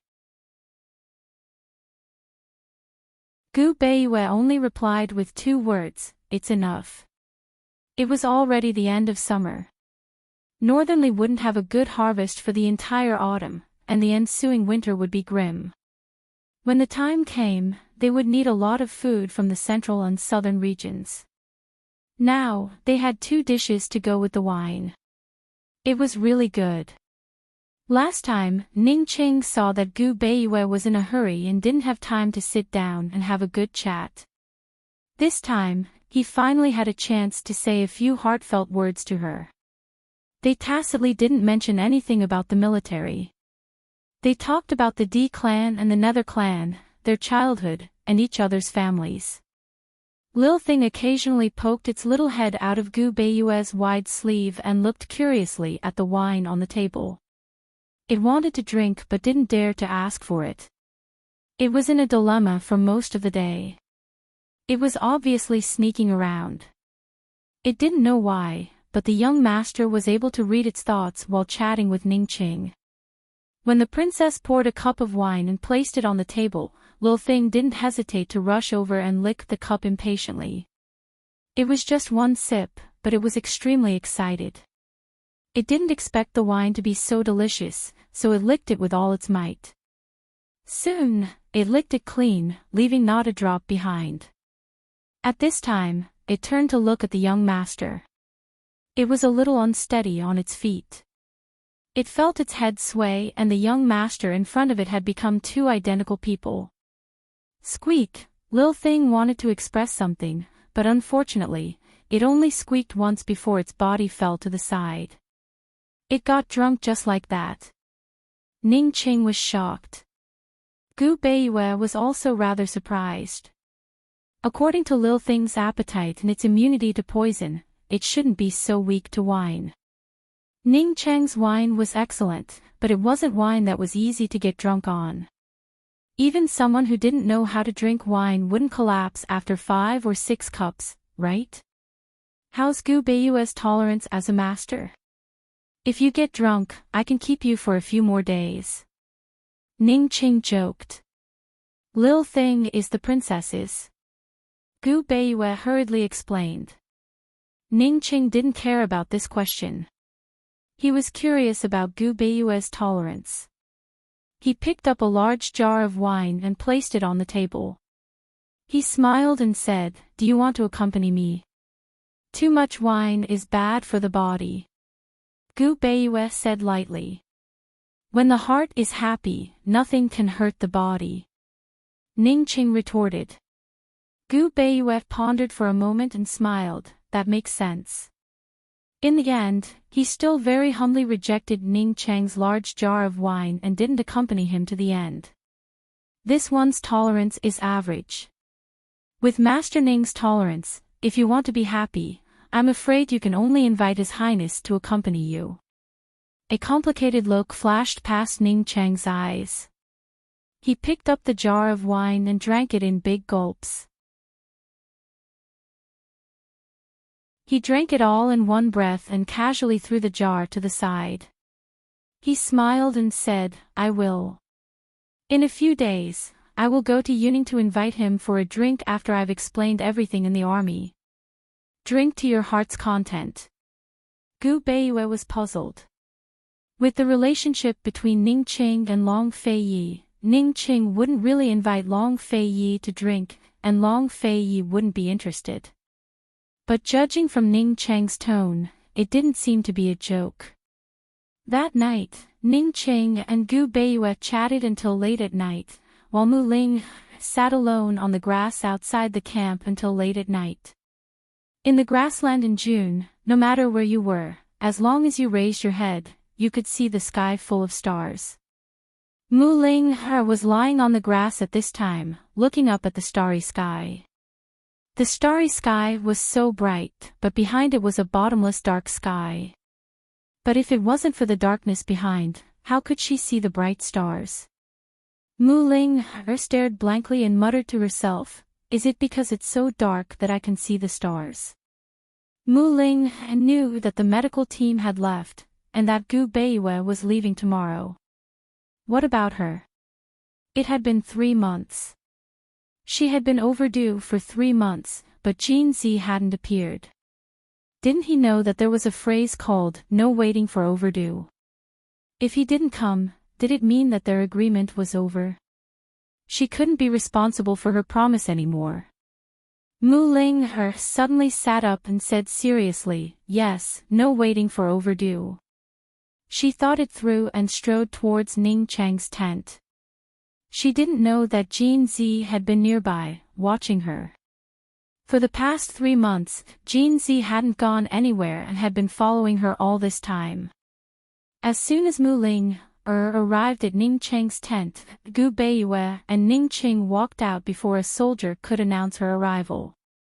"Miss Ling, it's so late. Is something the matter?" Ning Qing asked. "You two chat. I'll be going back first." Gu Beiyue left first. With Gu Beiyue's martial arts, he had long sensed that Jin Zi had been following them. He hadn't said anything even now because he wanted to stick his nose into this matter. Unexpectedly, Mu Ling suddenly asked, "Dr. Beiyue, are you going back to Medical City to get married?" In the past few months, Mu Ling had interacted with all the doctors in the medical team, so she heard quite a bit of gossip about Gu Beiyue's marriage. Many people said that after Gu Beiyue returned from Northern Li, he would go to the Qin family to propose marriage and prepare for the wedding. Gu Beiyue was slightly taken aback. He turned back and gave Mu Ling a deep look. He originally wanted to brush it off with a smile, but when he saw Mu Ling's melancholic face for the past 3 months, he couldn't help but say, "Girl, go about your own business." She didn't even care about her own business, yet she was always concerned about his marriage.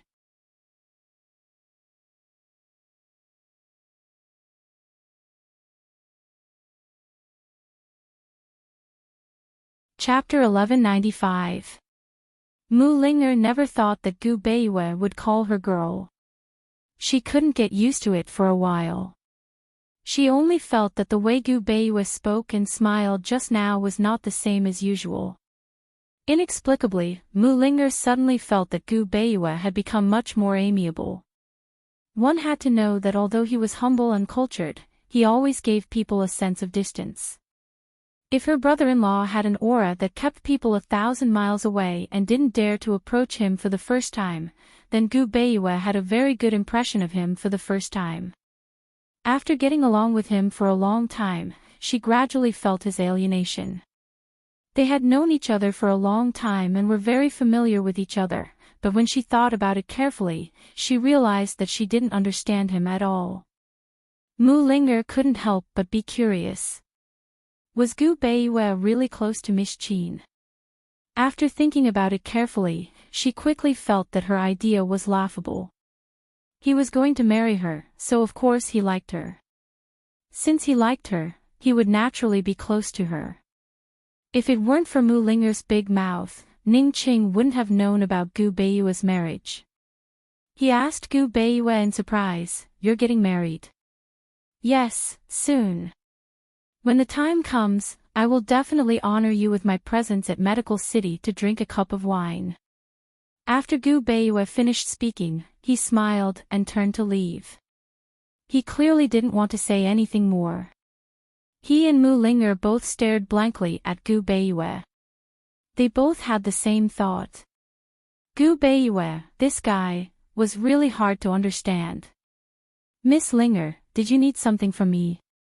Ning Qing asked. Mu Linger looked around, so Ning Qing led her into the tent to talk. However, when they entered the tent, Mu Linger was still hesitating, as if she had some misgivings. "Why don't you come back after you've made up your mind?" Ning Qing asked. No, I just want to ask you, just ask."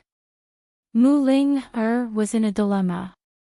She hesitated for a long time before she said, "Where's Jinzi?" Ning Qing was not surprised. What surprised him was not Mu Linger asking about the gold, but Mu Linger's attitude towards this matter. This little girl had always been carefree and said whatever she wanted to say. She had chased Gu all over the world without hiding anything from anyone, and she had never felt embarrassed. Everyone asked her if she liked Gu, and she admitted it openly. She asked about Jinzi's whereabouts after being rescued, yet she was able to stammer for so long. Was she embarrassed or guilty? Ning Qing sized up Mu Linger and asked, "Why are you looking for gold?" Mu Linger's heart was already in a mess, so she did not feel embarrassed or guilty. However, when Ning Qing looked at her like this and asked her this question, she actually felt a little embarrassed. "I'm looking for him, for something," she answered. "What is it? Is it very important?" Ning Qing asked again. Mu Linger hesitated for a moment, then suddenly said, "It's nothing important. Sorry to disturb you so late at night. I'm leaving." Ning Cheng's eyes flashed, and he said loudly, "I've already given the indenture agreement to Jinzi. He left after receiving the indenture agreement and hasn't appeared since. He probably returned to Winter Crow Country and will never appear again." Mu Linger stopped abruptly. "He's free. That indenture agreement was burned right here in my tent, 3 months ago." Ning Cheng's voice was as loud as ever, as if he was doing it on purpose. "He went back by himself." Mu Linger muttered to herself. Suddenly, her eyes brightened, and she turned back to look at Ning Qing, laughing loudly. "That's great. Then I'm free too." She was free too. Just as Ning Qing was pondering the meaning of these words, Mu Linger had already skipped out. When she reached the door, she turned back and shouted to Ning Qing, "Great General Ning, I'm leaving in a bit. I'm going back to find my sister." Leaving in a bit. Leaving in the middle of the night. Was she in such a hurry? Ning Cheng's mouth twitched. As he expected, Jinzi appeared at his door as soon as Mu Linger's figure disappeared. Jinzi pushed Ning Qing into the tent and said angrily, "Ning Qing, who told you I went to Winter Crow Country? Who told you I'm never coming back?" Ning Qing had deliberately said those words to provoke Jinzi into revealing himself through Mu Linger. At first, he also thought Jinzi had returned to Winter Crow Country. However, Jinzi hadn't sent him a single letter during this period, so he knew Jinzi hadn't left. "It's a misunderstanding. Can you go and explain?" "She's leaving in a bit," Ning Qing said. "My business with her has nothing to do with you." Jean Z was full of anger. Ning Qing probably couldn't be so relaxed in front of Gu Beiyue. Only in front of Jean Z could he say everything he wanted to. He restrained his smile and said seriously, Jean Z, I have something important to discuss with you. The matter in Northern Li is basically settled. Are you coming with me to Yuning County? I'll leave in a few days. Ning Cheng was afraid Jean Z would refuse and wanted to ask him to consider for a few days before making a decision. Unexpectedly, Jean Z nodded without hesitation. Yes, I'll leave tonight. Do whatever you want. Jean Z looked like he was in a hurry to leave, just like Mu Linger just now. Ning Cheng pressed his shoulder. Just now, Mu Linger said she's also free. What does that mean? When Han Yunxi left Northern Li last year, she had asked him to investigate what had happened between Jean Z and Mu Linger. He hadn't been able to get anything out of her. However, Mu Linger had clearly let it slip just now. Jean Z had returned to Winter Crow Country and was never coming back. She was free. Could it be that Jean Z had forced Mu Linger to do something? I don't know. Let go. Jean Z said coldly. If I tell Han Yunxi what you said just now, do you think you can still go to Yuning? Ning Cheng's voice also turned cold. Jean Z was silent for a while before saying lightly, Ning Cheng, I've always treated you as a friend. Don't interfere in the matters between me and Mu Linger, okay? Ning Cheng was a little angry. Ling Sheng, if I didn't treat you as a friend, would I have given you the indenture agreement? Do you know that Han Yunxi told me again and again to keep an eye on you? Of all the people you could have provoked, you just had to provoke her sister. It was only in private that Ning Qing would call Han Yunxi directly. Only then did Jean Z turn back to look at Ning Qing. He caught a glimpse of wine at the side and strode over, picking it up and downing it. Jean Z's alcohol tolerance wasn't very good to begin with. These days, he had been following Ning Qing and was dragged by Ning Qing to drink every day. His alcohol tolerance had improved, but he still didn't get drunk after downing a large jar. After finishing the wine, Jean Z sat down at the side. Ning Qing crossed his arms and leaned against the map on the wall, looking at him. Jean Z was a taciturn person. At this moment, the figure sitting there alone gave off a silent and lonely feeling. He told him about the agreement between him and Mu Linger. Ning Qing thought for a while and said seriously, do you know that I won't wait for you after the deadline? I only promised her that if Gu takes a liking to her within a year, I'll let her go. A year's time is up. It's my business when I want to bring her back to Winter Crow. Jean Z said confidently. Ning Qing asked curiously, Gu didn't come along, other than Han Yunxi and a few others, no one knew about Gu's situation. Ning Qing and Jean Z had no way of finding out. However, Gu didn't come along with Mu Linger this time. Moreover, Han Yunxi had told them that Gu definitely wasn't with Mu Linger. According to the previous agreement, Jean Z could naturally bring her away. Moreover, Mu Linger even took the initiative to come to the military camp and asked about his whereabouts. She must be here to break the contract. Otherwise, based on her character, she would have hidden far away and wouldn't come here. Jean Z's lips curled into a self-mocking smile as he said lightly, Ning Qing, we're both businessmen and we value contracts the most. But, he's actually afraid that I'll allow her to break the contract. For the past 3 months, he had been avoiding her because he was afraid that she would come to negotiate with him. He was afraid that his heart would soften under her pitiful gaze once again. How could he give up on the prey that was already in his mouth? Ning Qing smiled helplessly and patted Jean Z's shoulder, saying, it's done. I'll pretend that I don't know about this. If you're going to Yuning County, hurry and prepare. Jean Z was about to leave and Mu Linger unexpectedly returned. She didn't enter the tent but said outside, "Great General Ning, can I ask you for a favor?" Ning Qing glanced at Jin Zi and answered, "What is it?" "I have a gold card here. If you see Jin Zi in the future, please pass it to him on my behalf.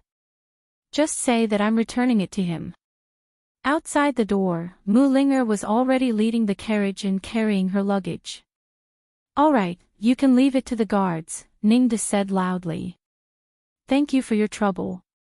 I'll be leaving then." Mu Linger's tone was cheerful. Jin Zi lowered his head and looked to the side, his expression cold and dissatisfied. After Mu Linger left, Jin Zi and Ning Qing walked out. Jin Zi took the gold card and played with it, saying to Ning Qing, "See you in Yuning. Also, as we agreed before, you have to compensate me for my private bank. Otherwise, even if I stay in Northernly, I won't get involved with the Black Clan's matters." Jin Zi wasn't polite at all. Ning Qing was also straightforward, "No problem. Leave your tiger token. These few months, the Black Clan's army and the Tiger army have been in a mess." Jin Zi didn't think much and took out the tiger token and threw it to Ning Qing. He left in a hurry, secretly chasing after Mu Linger. Only after Jin Zi left did Ning Cheng's lips curl into a sly smile. "Brother, I can only keep you if I have both the woman and the money. If you want money, go ask Long Fei Yi." Ning Qing returned to the tent and took out a brush and ink. He walked to the map and quickly began to draw circles and dots on it. The markings that Gu Beiyue saw just now were all the previous ones. He hadn't written down the places he wanted to mark. He spent the whole night to set up a trap where the Black Clan and the Tiger army dominated Northernly. He didn't want to give this map to the princess, but to set up a trap for the princess. No matter what, Northernly must be the princess's power. The next day, in the name of Jin Zi, he mobilized the Black Clan's army and the Tiger army and stationed them at the Three Roads Pass and several major checkpoints in Northernly. A few days later, Ning Qing handed over all his affairs to the deputy general and left the camp alone, rushing to Yuning County. 3 days later, the deputy general received a handwritten letter from Ning Qing. There was only one sentence in the letter: "Everything is fine, don't disturb me, don't look for me." The deputy general was shocked and began to look for Ning Qing. Unfortunately, he couldn't get in touch or find him. Ning Qing was missing on the way to Yuning. The deputy general found Jin Zi and asked him to look for him. He also told Ning Jing and Ning Nuo to look for him. Unfortunately, no one could find Ning Qing.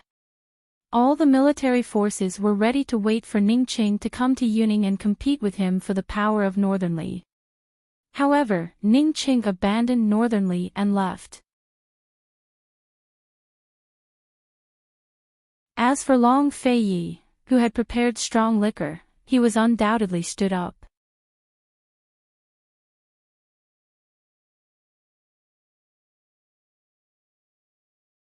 Chapter 1196. Ning Cheng's disappearance had caused a huge uproar in Cloud Realm continent. Leaving aside the others, even Long Fei Yi and Han Yunxi were surprised. Long Fei Yi and Han Yunxi were still discussing Ning Cheng's deployment of troops in Northernly when they received the news. Ning Cheng had actually taken matters into his own hands and stationed the Black Clan and Tiger troops in various strongholds in Northernly, including the most crucial three-way pass. Ning Cheng made all these arrangements before running off on his own. What did he mean by that? The land of Northernly was not something that could be conquered by an ordinary army. The Black Clan and Tiger troops were local bullies, while the Ning Clan troops had been hailed as the saviors of the grasslands and heroes in the hearts of the nomads.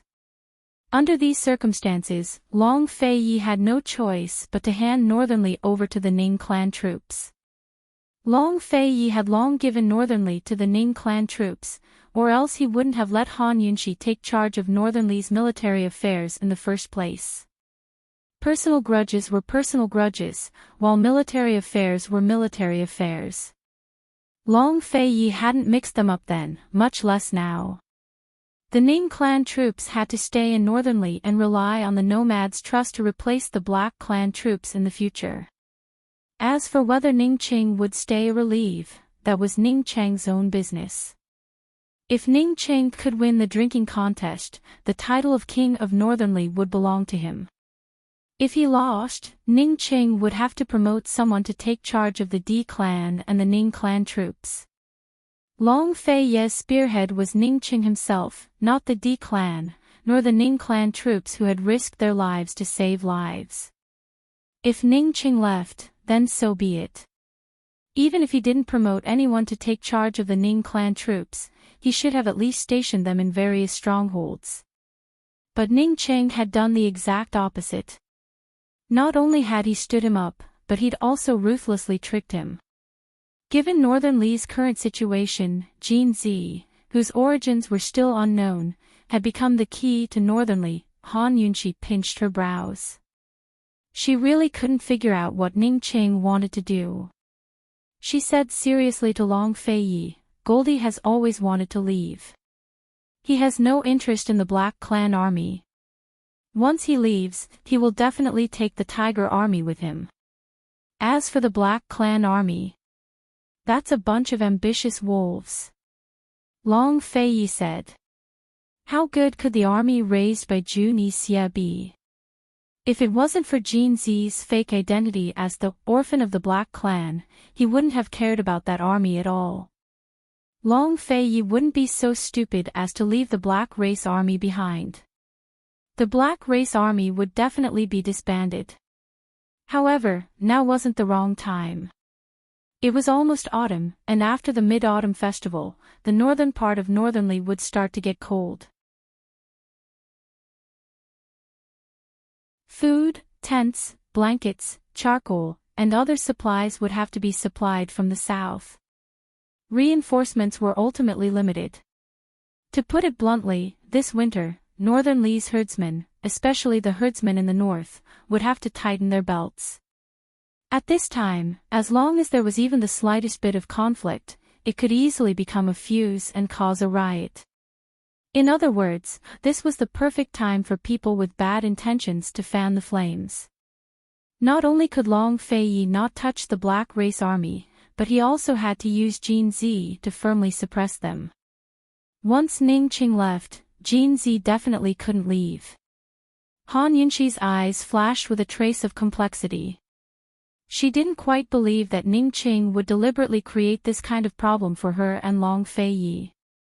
It was fine if Ning Qing deliberately made things difficult for Long Fei Yi, but why would he purposely make things difficult for her? Right now, the various military factions and even many strategists were talking about Northernly. They all considered Northernly to be her power. The powers of Western Qin were all coveting it. For the past 2 years, Northernly had been a mess. However, once the grasslands of Northernly had recovered, the warhorses of Northernly would be feared and admired by the various military factions. Disaster relief relied on the imperial court's resources and the national treasury's money. When the time came, whoever truly controlled Northernly's grasslands and horse ranches would reap the benefits of their own military factions. Actually, Han Yunxi had been hoping for Ning Cheng's arrival this entire time. She wanted Ning Qing to accept his rewards and argue with the various military factions. In times of war, everyone would sincerely unite as one. But in times of peace, there would be struggles for benefits. The art of monarch was all about balance. As the future ruler of the empire, Long Fei Yi couldn't show favoritism on the surface even if he was biased in his heart. Meanwhile, Ning Qing and the D clan would be his best excuse to refuse the various military factions entering Northernly in the future.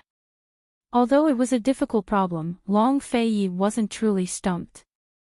He immediately ordered, Chu Shifeng, has Su Donglin returned? Su Donglin had been borrowed by Gu Beiyue to stay in Medical City. By now, Gu Beiyue should have returned to Medical City. He'll be back in the next 2 days, Chu Shifeng replied. When he comes back, you should personally pay a visit to Winter Crow Country. There was no need to investigate the slave line. Instead, they would investigate from the line of beast language. Jean Z must have some background. Long Fei said.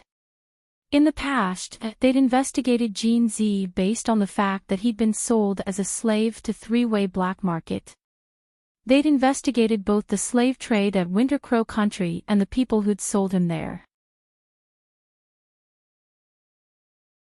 This lead didn't yield any useful information, so it stopped. Later on, because of Bai Yanqing's affairs, Long Fei was too busy to pay attention to the matter. Now that he thought about it, if Jean Z wasn't from the Black Clan, then there had to be something else. To truly control Jean Z, they had to figure out his background first. Yes, this subordinate will make preparations right away. Chu Shifeng obeyed and left. I wonder how that girl Ling is doing, Han Yunxi muttered to herself. She'd asked Ning Qing to investigate Ling and Jean Z, but Ning Qing still hadn't given her any feedback. If he wanted to leave, he should have at least reported back first. As they spoke, a guard called in from outside. Your Highness, Princess, Miss Ling, requests an audience. If this was Han Yunxi's room, Mu Ling would have rushed in long ago. Unfortunately, this was Long Fei's study. Han Yunxi was probably the only one who dared to barge in. Little Rui still hadn't left yet. As Han Yunxi expected, Mu Ling lost weight again as soon as she entered. Han Yunxi was worried about losing weight after giving birth, so seeing Mu Ling like this made her feel complicated. When Mu Ling saw Long Fei, she politely called him Your Highness, but affectionately called Han Yunxi Big Sis. She still didn't have the guts to call Long Fei brother-in-law. Han Yunxi wanted to ask Mu Ling about Jean Z's recent situation, but Mu Ling spoke up first. Big Sis, Ning Qing returned Jean Z's indenture agreement. He went back to the Winter Crow clan. Han Yunxi and Long Fei exchanged glances before Han Yunxi asked hastily, when did this happen? 3 months ago, Mu Ling answered. Long Fei's expression turned cold. What a Ning Qing. He didn't even mention such a big thing. This matter also reminded Long Fei that he had no one in Northern Li. He had many people he could use, but not many were suitable to be sent to Northern Li. Now it seemed that he still had to send a few strategists to the army in the future. Did Jean Z return? Who was in charge of the Black Clan army these few months?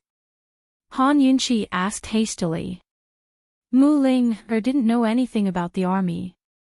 She only knew that everything in the army had been stable for the past 3 months.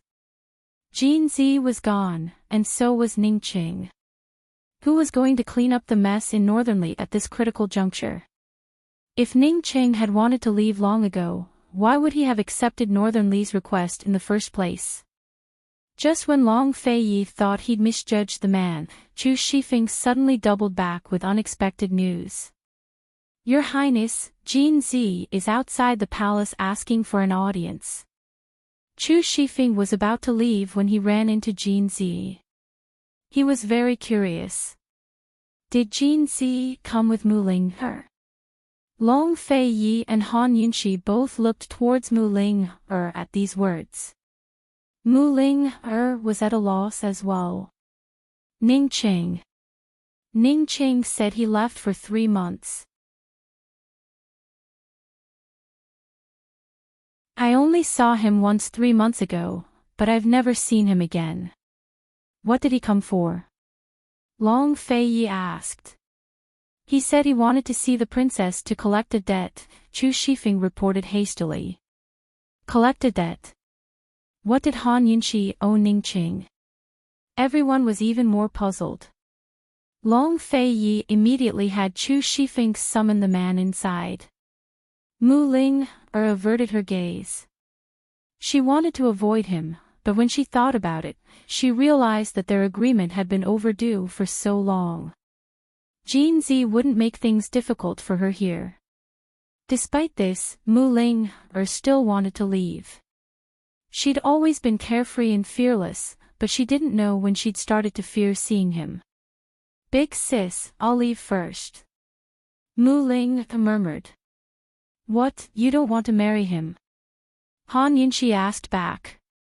Mu Ling finally remembered that her big sister had always suspected her and Jin Zi. She averted her gaze. I don't want to anymore. I don't want to get married so early. If there's nothing, why did you find someone to keep an eye on me? You really don't want to marry? Han Yunxi asked seriously. Really? Back then I was just hot-headed. Now I don't like Jin Zi either, Mu Ling explained. Then sit down. If Jin Zi comes to ask for someone from me, you should tell him clearly. Otherwise, he'll really think I owe him a debt in the future. Han Yunxi's stern expression made Mu Ling afraid to move. She could only sit back down. Soon enough, Chu Shifeng brought Jin Zi in. Jin Zi was as skinny as ever, dressed in black robes. His hair was short like a foreigner's, and his bangs hid the corners of his eyes. He stood ramrod straight, his eyes cold. He knew Mu Ling was in the palace, but never expected Mu Ling to be here as well. He was clearly surprised, but quickly hid it. He bowed to Long Fei Yi and Han Yunxi. Your Highness, Princess. Where's Ningqing? Long Fei Yi asked. I want to know where he is too. Unfortunately, I can't find him, Jin Zi intoned. I'm here to collect a debt from the princess. Jin Zi looked towards Han Yunxi, where Mu Ling was sitting next to Han Yunxi with her head bowed. What do I owe you? Han Yunxi asked cold. Mu Ling had been calm before, but as soon as she heard Jin Zi's words, she grew nervous and unconsciously rubbed at her handkerchief. But Jin Zi only said, Ningqing is the one who owes me the debt. Ningqing ran off, so I can only find you to collect it. He didn't come because of us. Mu Linger subconsciously looked up at Jin Zi, only to discover that his eyes were cold and calm. He didn't stare at her like she was his prey like in the past.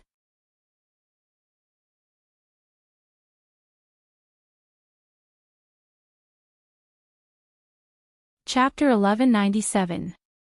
Jin Zi didn't stare at Mu Linger like before. At this moment, he treated Mu Linger as air and didn't even look at her. Han Yunxi saw all of this with her own eyes. Han Yunxi was even more surprised. Coldly, she asked, what does Ningqing owe you? When Ningqing left Northernly, he promised me that if I came to Yuning Palace with him, he would return my bank to me. I came, but he ran away. Princess, if I don't ask you for the debt, who should I ask for it from?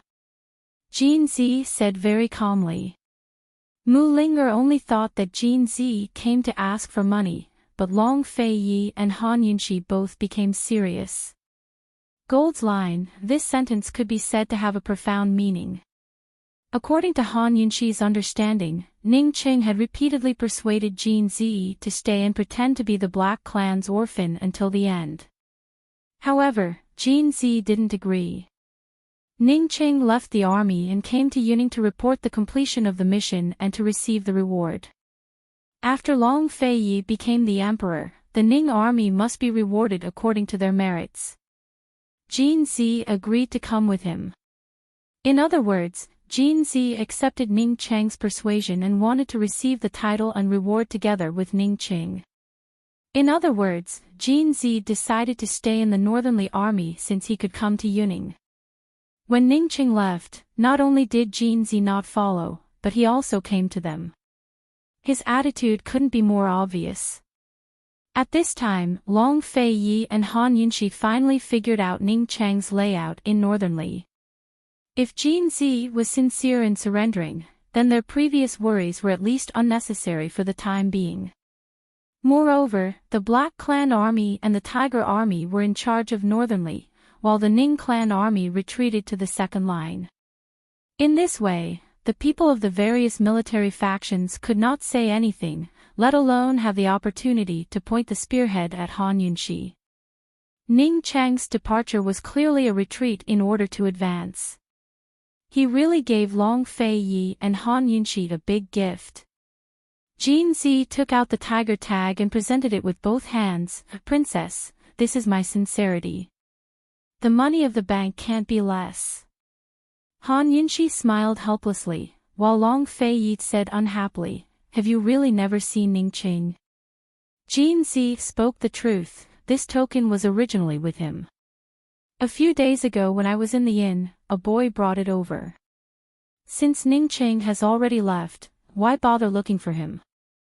In the past, Jin Zi didn't know much about the D clan and Western Qin's royal family, but after fighting with Ning Qing in Northernly for half a year, he understood everything very well.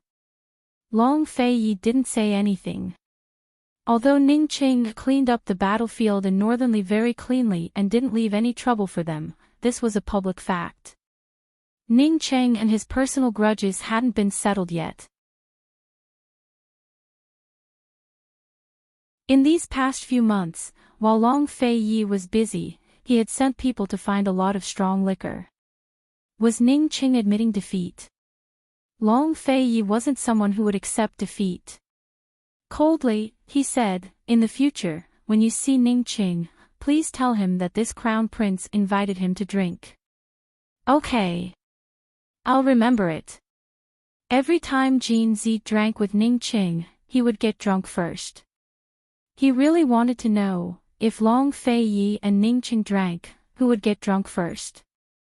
Han Yunshi, who didn't know the truth, was rather surprised.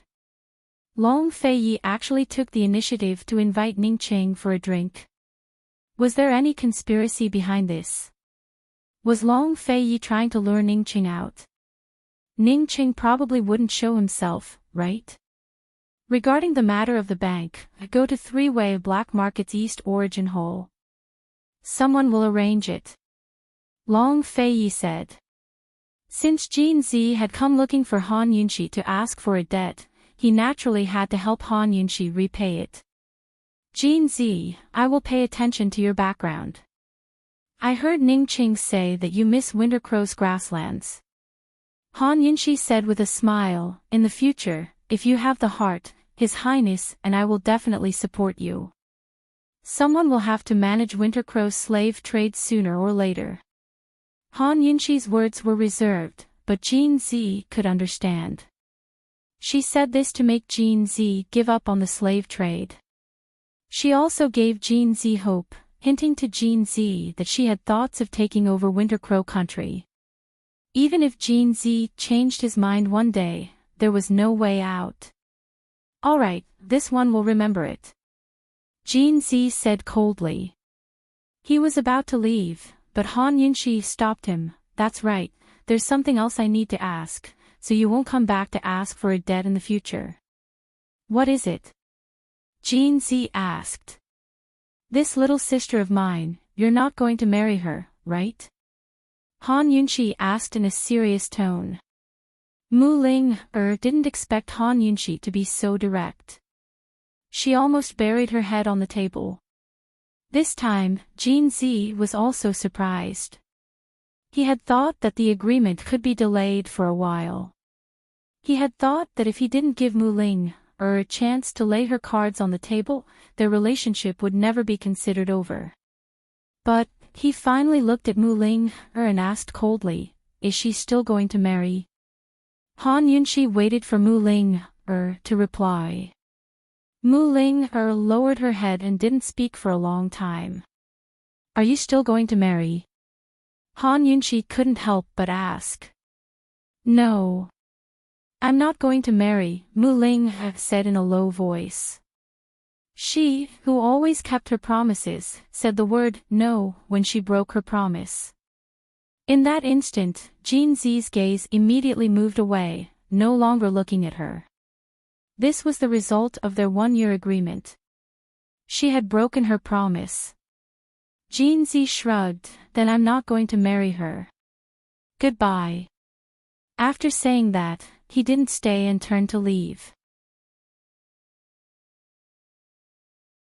Mu Ling didn't expect things to be so simple. When she was in Northernly, she was on tenterhooks every day, waiting for Jinzi to come looking for her. She was already prepared to lay her cards on the table and go back on her word.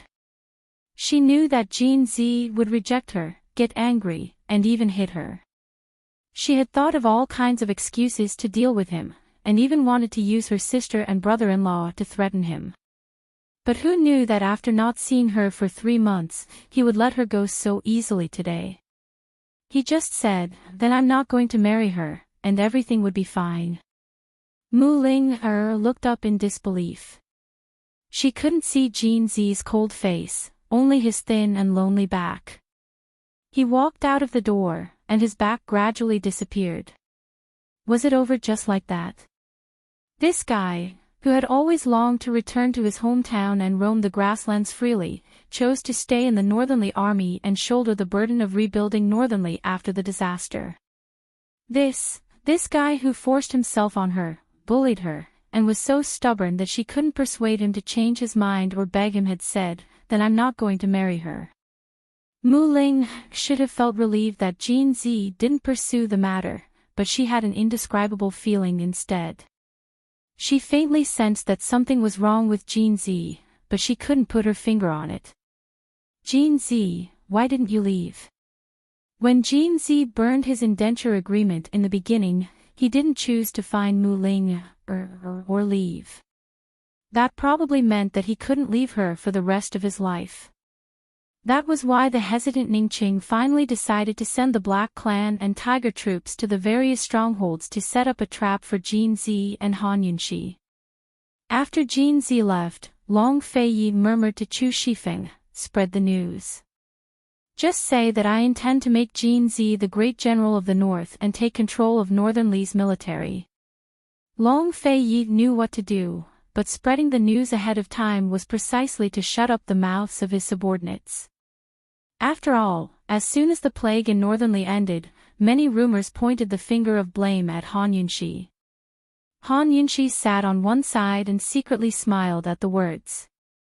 It was natural for a married woman to be favored by her husband and protected by her maternal family.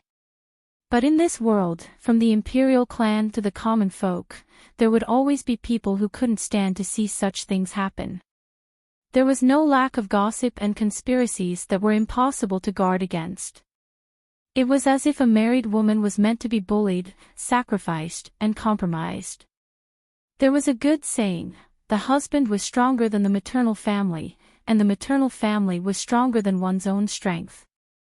Only by being strong could one convince others wholeheartedly. Han Yunxi was strong in all aspects, but she lacked a military force that she could truly control.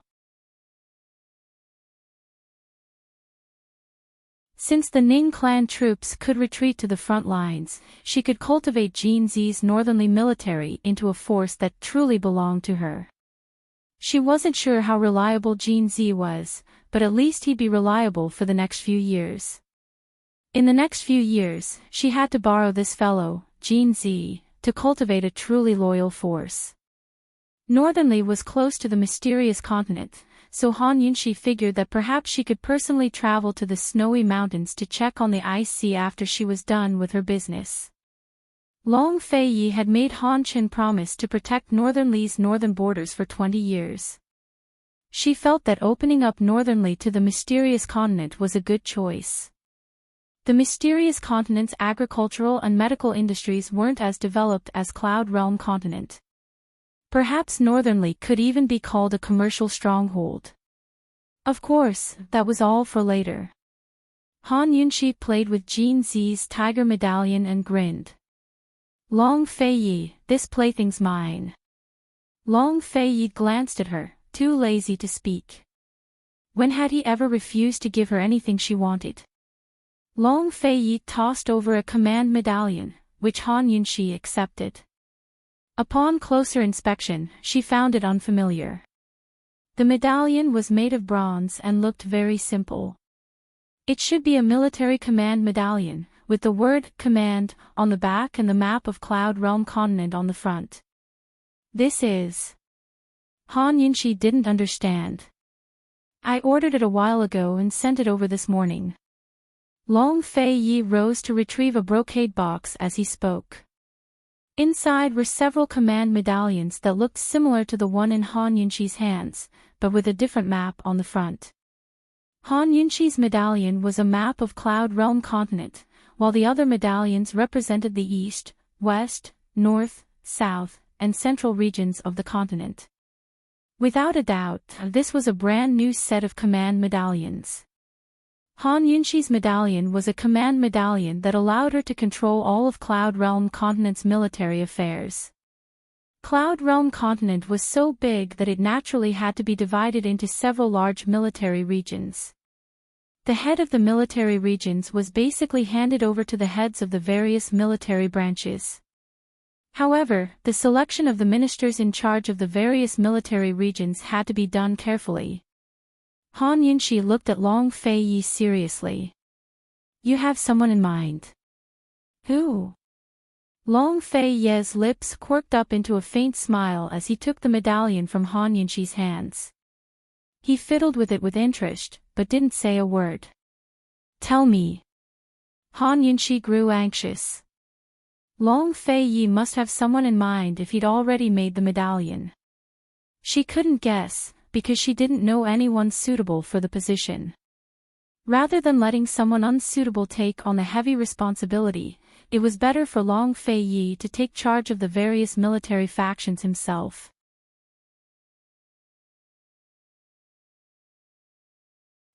You can tell me in secret, but I won't tell anyone.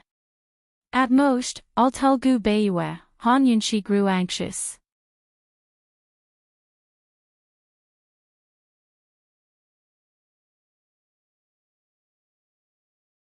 Chapter 1198.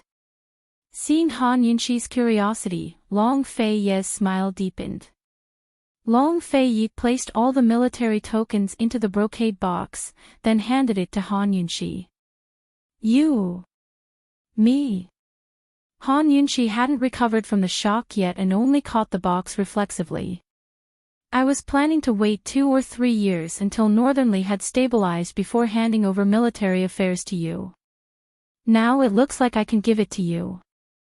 Long Fei Yi smiled. Only then did Han Yunshi realize that Long Fei had been planning to give her the command medallion. Me. It had to be said that Han Yunshi was both surprised and nervous. Military affairs were the greatest guarantee of a country's stability. What are you afraid of? Long Fei Yi arched a brow. Aren't you afraid that Bailey Yuanlong will come to bother you every day? Han Yunshi countered. They just found a suitable way to deal with Northernly, but Long Fei Yi was simply stirring up trouble. If news of this got out, wouldn't all of Cloud Realm continent explode? Bailey Yuanlong had been in charge of distributing disaster relief supplies and had handled matters fairly. Long Fei Yi hadn't been able to do anything to him, so Bailey Yuanlong had returned a few days ago. Long Fei Yi said seriously, I want to tell the world that I'm not partial to East Qin or Western Qin.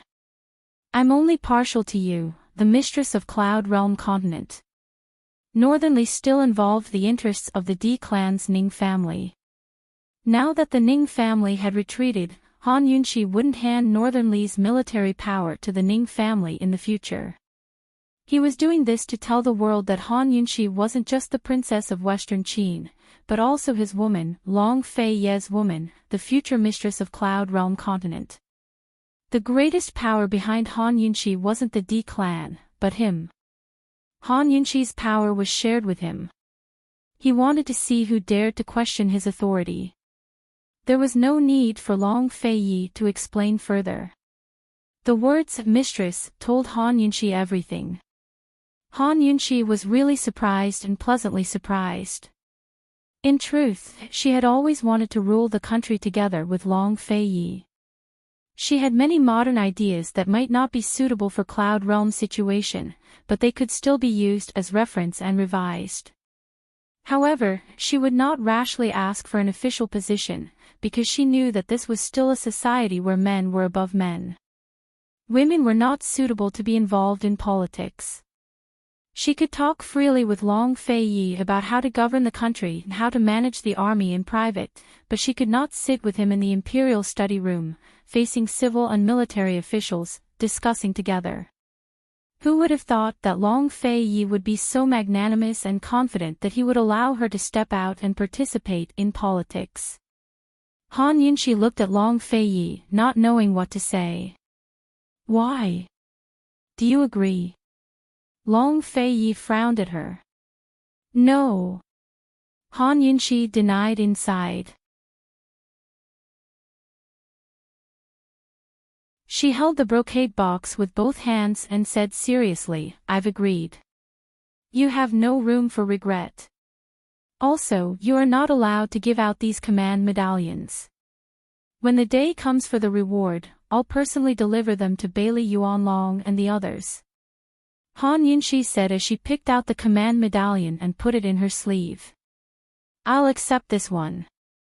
Long Fei looked at Han Yunxi's rare adorableness and couldn't help but laugh. He couldn't help but wonder if he had a daughter, would she be even cuter than Han Yunxi now? Remembering that Rui was only 6 months old, Long Fei couldn't bear to see him like this. There was still a long way to go, he could wait. Han Yunxi was in a good mood and got up lazily. Mu Ling, who hadn't dared to speak all this time, quickly got up as well. Heavens, seeing Long Fei spoil her sister was simply too scary. Although Long Fei looked especially good when he smiled, it was still very scary in her eyes. She had long wanted to leave, but didn't dare to interrupt them.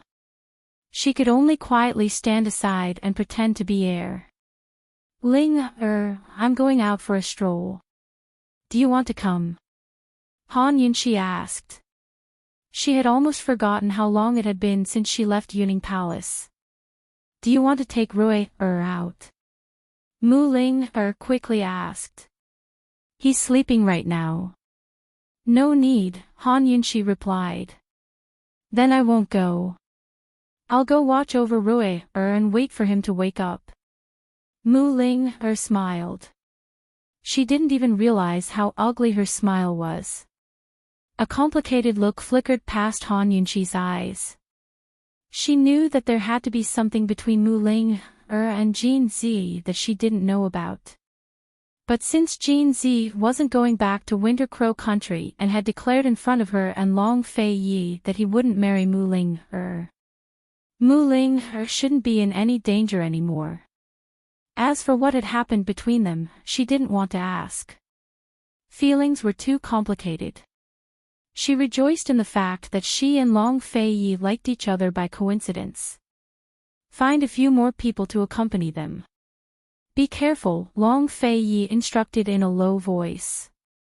All right. Han Yunxi replied seriously, but her heart was helpless.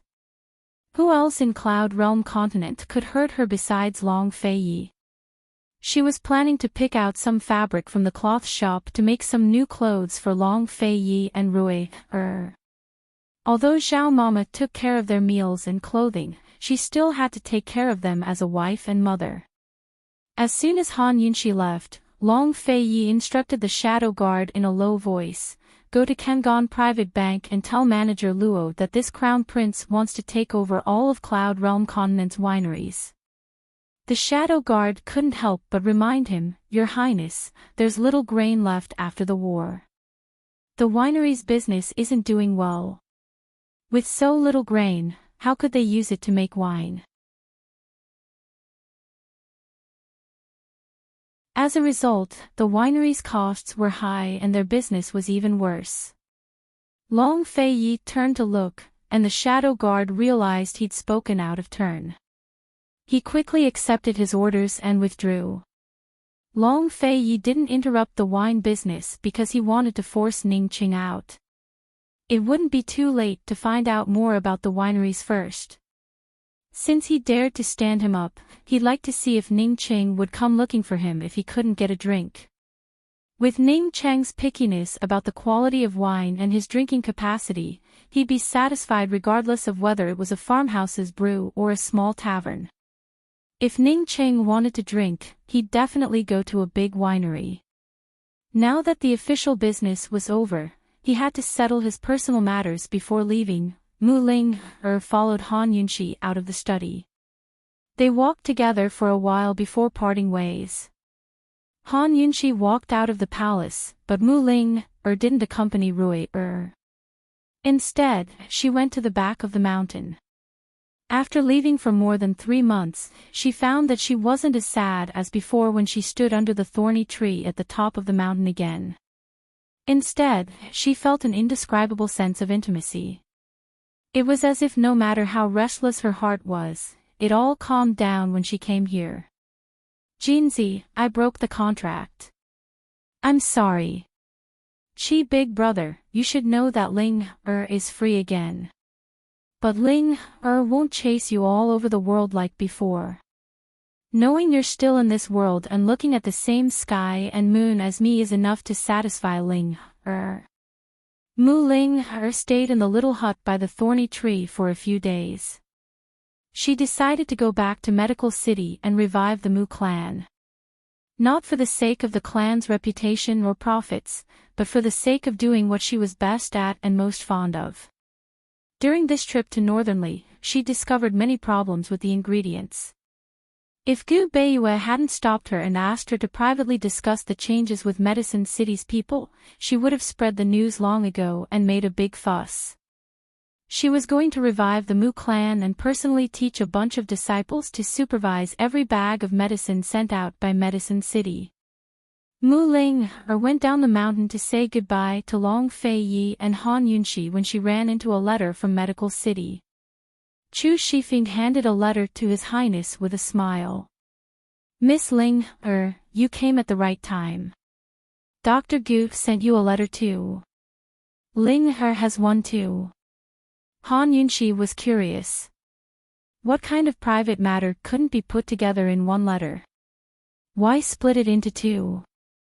But when Long Fei Yi opened the letter, he saw that it was a wedding invitation. Everyone was stunned by the sight. Mu Ling quickly opened her own letter and pulled out an identical one. Eldest young Miss Qin. Han Yunxi and Mu Ling exclaimed at the same time. Although they knew that Gu Beiyue and eldest young Miss Qin were going to marry, they never expected it to happen so soon. Gu Beiyue had just returned to Medical City. Could it be that he brought forward the engagement as soon as he got back? And then immediately got married? What's the rush? Is he afraid that he won't be able to find a wife? Han Yunxi was a little angry at Gu Beiyue's sloppiness. For one thing, the Qin clan wouldn't have the guts to betroth eldest young Miss Qin to another man since they'd already sent someone to talk about marriage. For another, Long Fei Yi was going to proclaim himself emperor and found a new country soon. Then Gu Beiyue would definitely be rewarded and conferred a title. Couldn't he settle down first, and then think about marriage? Long Fei Yi had asked him to be the grand tutor, but he hadn't even replied yet. Even the cool-headed Long Fei revealed a look of surprise. He quickly opened up the wedding invitation and looked at the date. It was the end of the month, so there were only a dozen or so days left. It was only enough time for them to rush from Yuning to Medical City. Big sis, I still think that Dr. Gu's being forced into marriage. Mu Ling couldn't help but speak up. Han Yunxi didn't care much before, but now she couldn't stay calm. She glanced at Long Fei Yi and said seriously, let's get ready and set off. We should at least meet eldest young Miss Qin before the wedding, right? No one can force him. I'd like to meet him. Long Fei Yi smiled helplessly. He was indeed curious about this marriage. However, he was more concerned about whether Gu Beiyue would be the grand tutor or not. Han Yunxi and Mu Ling left first, but Long Fei Yi stayed for 2 or 3 days to deal with the matters at hand. Before winter, he should pay respects to his parents, ancestors, and return to his family. Then, he had to establish a new country. This winter, he still couldn't accompany Han Yunxi to the Jiangnan Plum Sea to spend the winter. Perhaps, he had to wait until Rui could walk. Gu and Ningqing didn't receive an invitation. It wasn't that Gu Beiyue didn't want to invite them, but that he couldn't find anyone. However, news of Gu Beiyue's wedding quickly spread throughout Cloud Realm. Naturally, it reached Gu and Ning Chang's ears as well. As for whether or not the two of them would appear at Gu Beiyue's wedding, that was unknown. At this moment, Gu Beiyue was walking alone in the longest corridor of the medical academy. The bright moon hung high in the sky, illuminating the entire back courtyard and making everything seem even quieter. It was just like Gu Beiyue's tall and thin figure, his snow-white robes and gentle face. He was as bright as the moon, as silent as a shadow. When he smiled, even the moon in the sky seemed to soften. Amidst the silence, the little thing jumped out of his sleeve and grabbed his sleeve as if it was swinging on a swing.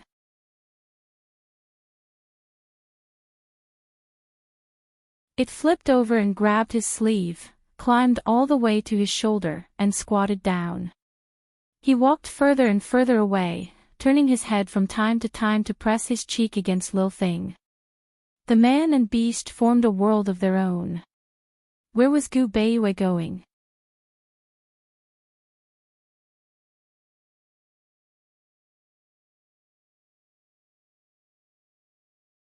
Chapter 1199. Gu Beiyue brought Lil Thing all the way to the end of the corridor and left the medical academy through the back door. Lil Thing sat on the young master's shoulder, full of suspicion. From time to time, it would tilt its head to look at the young master and squeak a few times to ask questions. It's so late, where is the young master going? And he's going through the back door of the medical academy, as if he doesn't want anyone to know he's gone out. Squeak squeak, squeak squeak. Lil Thing squeaked a few more times. Gu Beiyue took Lil Thing off his shoulder and placed it in his palm. He looked at it and said softly, "Be good, we're almost there. Don't worry." Lil Thing didn't understand, but it knew that the young master wanted it to squeak again. It rubbed against the young master's large and warm palm and settled down. Gradually, Gu Beiyue sped up. His figure was like a shadow as he swept through the empty and quiet streets. He was so fast that Lil Thing couldn't recognize the road. Not long after, they entered a secluded alley and stopped in front of the door of a house. Lil Thing's round black eyes darted around in the dark. It felt like it was about to learn another secret of the young master. Gu Beiyue looked around and made sure that no one was around before knocking on the door. The speed at which he knocked on the door was clearly a special rhythm. It was a secret signal. Soon, someone opened the door. It was none other than Shi Yuba, who had been missing in Medical City for a long time. Back then, Gu Beiyue had used him to lure Han Yunxi to Medical City. "Master," Shi Yuba said respectfully. Gu Beiyue didn't say anything and walked in. Lil Thing laid on his shoulder and stared at Shi Yuba. It didn't recognize him at all. It was a very small house. Gu Beiyue quickly walked into the room.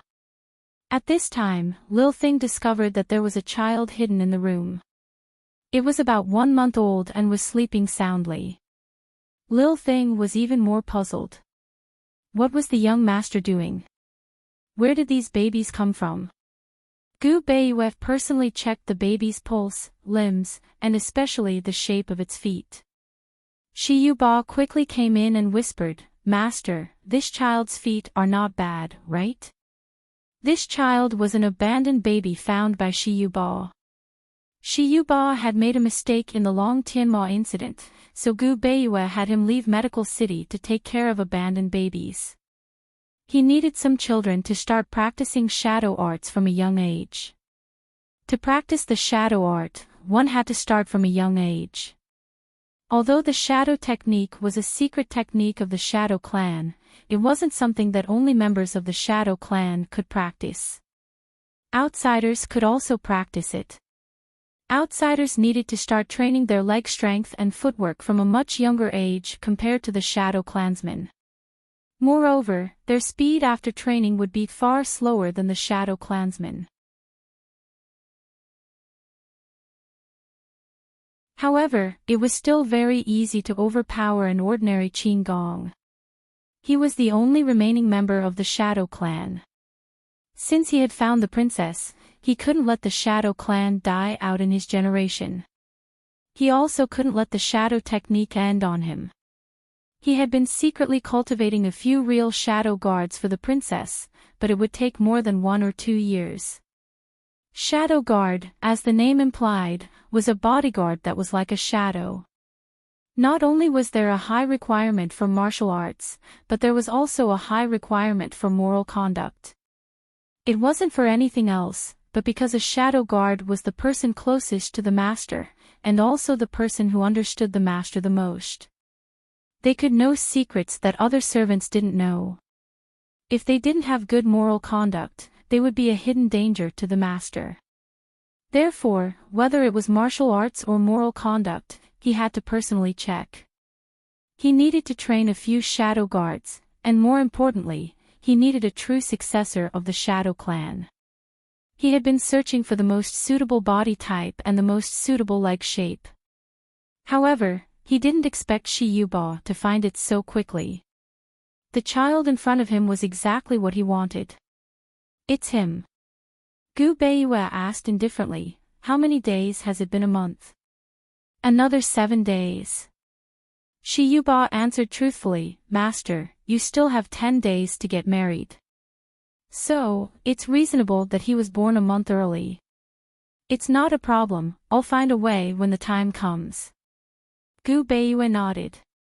Shi Yuba couldn't help but remind him, Master, even if you want to adopt a child, it doesn't have to be eldest Miss Qin. As long as you ask, there are many women in Medical City who are willing. Master didn't care about marriage, nor did he care about romantic relationships. He only wanted to marry a wife, adopt a child, and treat it as his own son to continue the Shadow Clan's bloodline. Not only did he want to let the world know that the Shadow Clan was behind the princess, but he also wanted to give an explanation to the Shadow Clan's ancestors. However, there were many women who were willing to follow Master in name only, and there were many who were more outstanding than eldest Miss Qin. Why did Master choose a woman that no one wanted? Gu Beiyue raised his eyebrows and looked over. Shi Yuba immediately shut his mouth, not daring to say more. Why did it have to be eldest Miss Qin? There were too many reasons why he wanted to marry eldest Miss Qin. First, the Qin family was a great power in Medical City, and the only power that could contend with the Ren family. If he married eldest Miss Qin, the Ren family would definitely be anxious and wouldn't dare to oppose Medical City's submission to the Long Fei Yi and the jurisdiction of the imperial court. Second, it was difficult for eldest Miss Qin to marry outside because of her handicapped body, and she didn't want to marry. If he married her, he would give her a stable environment, and she would help him give birth to a child.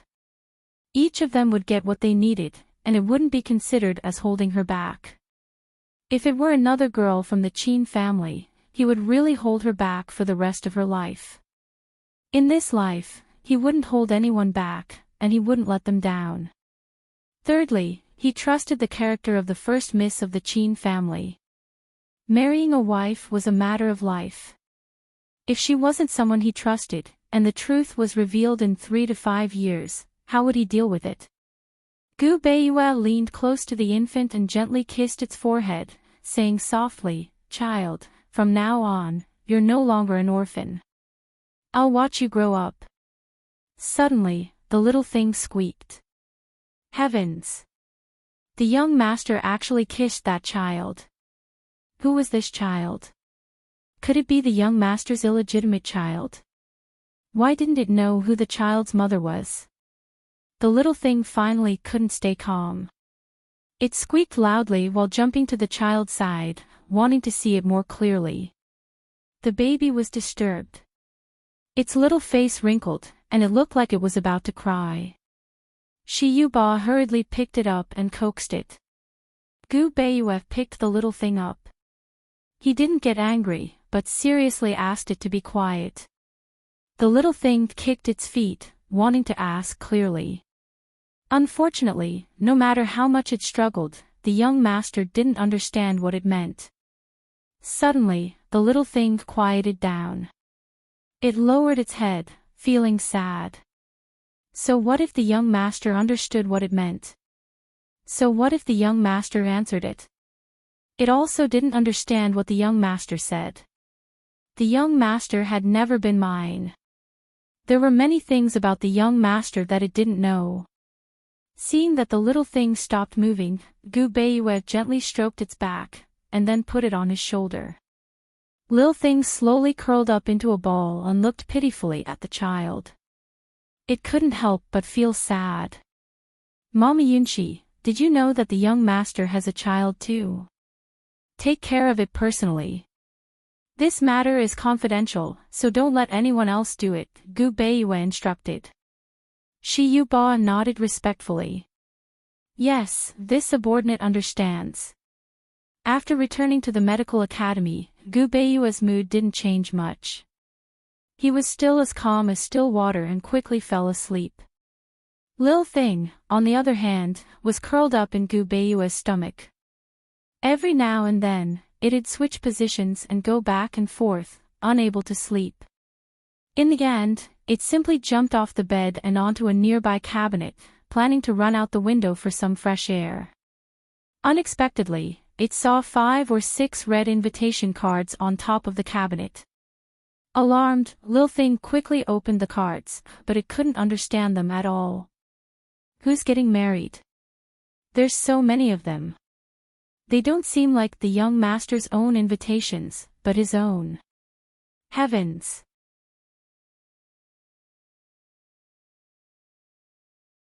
When did the young master write them? I didn't even know. Lil Thing grew more and more uneasy. It picked up one of the cards and ran back to bed, flinging it at Gu Beiyue's face. Gu Beiyue woke up and looked at the fuming Lil Thing, then at the invitation card on the side. He gave a start before bursting into laughter. He definitely didn't know how handsome his sleepy face looked when he smiled. He didn't have his usual calmness and maturity. Instead, he looked lazy and casual. His originally handsome face suddenly looked devilish. Lil Thing stared blankly. Sir, just what kind of person are you? Lil Thing couldn't understand you at all. Gu Beiyue picked up the invitation card and flipped through it before getting off the bed to exchange it for another one. He handed it to Lil Thing with both hands with a smile. I'm getting married. This is for you. Lil Thing was even more certain that the young master was the one who wanted to send out these invitations. This letter was meant for it. The young master was really getting married. Was the woman he was going to marry the mother of that child I just saw? Lil Thing didn't move, but its round, black eyes were already wet. Gu Beiyue couldn't help but laugh at Lil Thing's pitiful look. Don't worry. No matter who I marry, I'll only treat your master well. Lil Thing only saw the young master's smile and didn't know what he said. It slapped the invitation card away with its paw and immediately flew out of the window. Angry. Gu Beiyue muttered to himself. Once the little thing got angry, it disappeared for a few days straight. Gu Beiyue didn't look for it either. He knew Lil Thing would come back. A few days later, Han Yunxi and Mu Ling were rescued. There were only 3 days left until Gu Beiyue's wedding. The news of Gu Beiyue's wedding had spread throughout the medical city, but the medical school was still as usual. There wasn't the slightest bit of celebration. It was because Gu Beiyue had given the order not to be extravagant, not to hold a banquet, and not to affect the medical school's teaching and treatment. Because of this order, it caused a lot of conjectures. Everyone increasingly suspected that Gu Beiyue had other motives for marrying eldest Miss Qin and that he didn't really like her. However, no matter how many rumors and slanders there were, Gu Beiyue never clarified any of them. When Han Yunxi and Mu Ling saw Gu Beiyue, the tailor had just changed out of the clothes sent by the tailor. The clothes didn't fit very well. When he saw Han Yunxi and Mu Ling, he immediately put down what he was doing and walked over. "Princess, Miss Ling, did you have a safe trip?"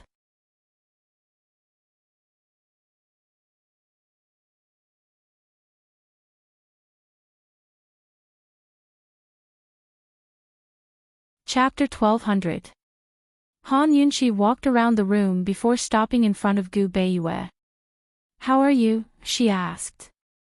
"What happened?" Gu Beiyue asked hurriedly. "Gu Beiyue, we all thought you were hiding a mistress in a golden house when you suddenly wanted to get married.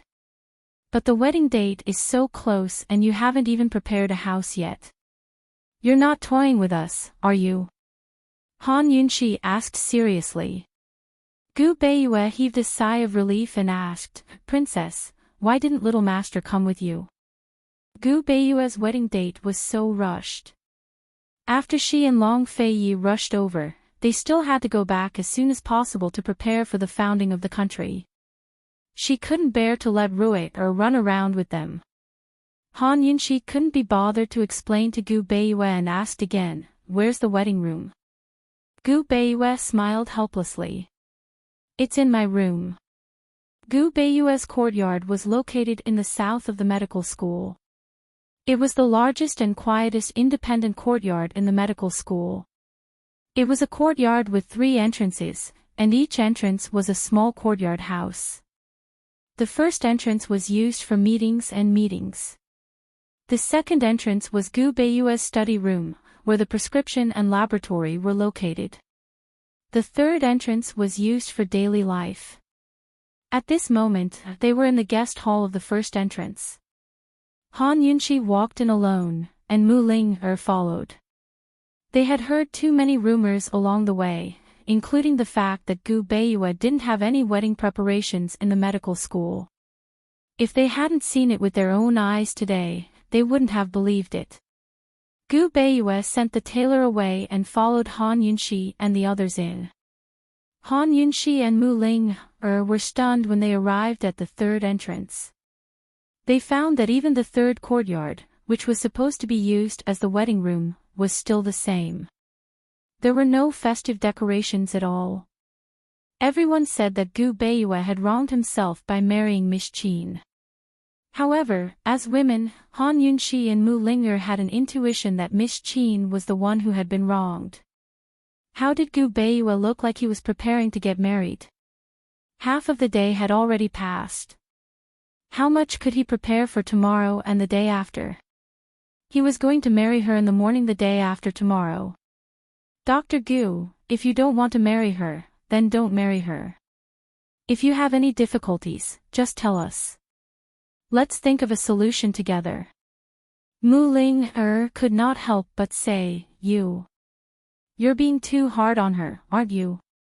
Although Miss Qin can't get married, but since you want to marry her, you can't do this." Gu Beiyue was calm as he replied, "Qin Min said that she likes simplicity and that there's no need to be deliberate. I also don't like to elaborate. So, we decided to hold a small ceremony. I didn't invite many people this time. It's just a few good friends. Today, I'll confirm the dress."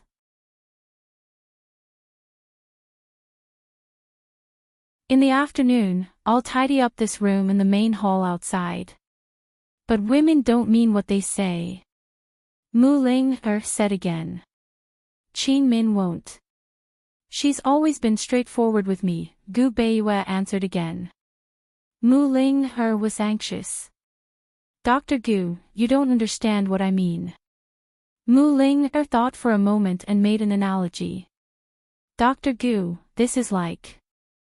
It's like if you want to give a woman something, you don't care if she likes it or not. Just give it to her directly. You can't ask her if she likes it after you've given her something. You haven't even given her something yet and you're already asking her if she likes it. Do you understand? This is different. Gu Beiyue thought about this and felt that it made sense. Han Yunxi wasn't as agitated as Mu Ling. She walked outside and sat down. Gu Beiyue ordered someone to bring tea over. When did you and Qi Min meet? Are you really hiding a mistress in a golden house? Han Yunxi asked. Why didn't you say so earlier? Long Feiyi even said a few days ago that he wanted to act as a matchmaker for you. Why would Long Feiyi care about such things? Gu Beiyuan knew that the princess was probably going to test him slowly. We've known each other since we were young. I often compared notes with her on medical skills. After that, I went to Tianning and came back several times to visit my family. Gu Beiyue was a little embarrassed. He didn't know if he was faking it or if he really wasn't good at saying such things. He didn't even look at Han Yunxi's eyes. Instead, he smiled self-deprecatingly. The last few times I said I was visiting my family, but I was actually meeting her in private. Han Yunxi knew that Gu Beiyue had returned to the medical academy when he was in Tianning. Han Yunxi was rather surprised. She smiled. So you two are childhood sweethearts. Why didn't you introduce her to everyone earlier? You've been hiding her for so long. Isn't she being wronged? Gu Beiyue felt even more embarrassed. Previously, I was shouldering a heavy responsibility with my life hanging in the balance.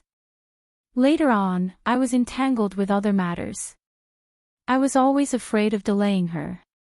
She even hid the fact that her father was going to marry her off from me. If I hadn't come to Medical City for Bai Yanqing's matter, I wouldn't have known. That's why I sent someone to act as a matchmaker. Han Yunxi listened attentively but didn't make a sound. Gu Beiyue continued, His Highness wants me to enter the palace as a grand tutor. I was afraid that I'd be delayed again if I left, so I rushed back from Northernly. I wanted to take advantage of the time before His Highness's matters to marry her. I wanted to take her with me to Yuning. Gu Beiyue's words were reasonable. His expression was as bashful as a big boy's. Han Yunxi looked left and right but couldn't find any clues. She just felt awkward.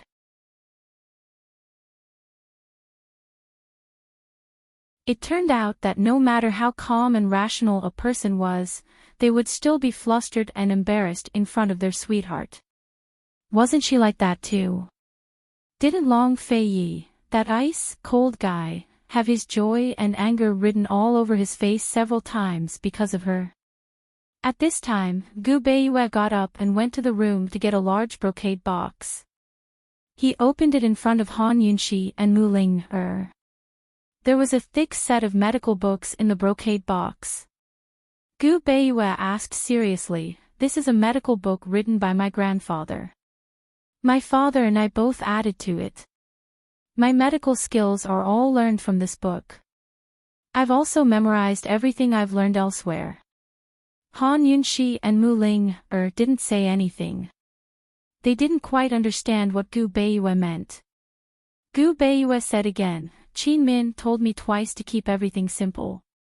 Han Yunxi and Mu Ling both looked at Gu Beiyue quietly, waiting for him to continue. Gu Beiyue smiled and was a little shy. I followed whatever she said and didn't think too much about it. Miss Ling's words are reasonable, but it's too late to prepare now. I'll give her the medical book to show my sincerity. How about that? This medical book was Gu Beiyue's most precious thing. If it wasn't someone he really cared about, how could he give it away? Han Yunxi and Mu Ling both believed that Gu Beiyue had feelings for Miss Qin.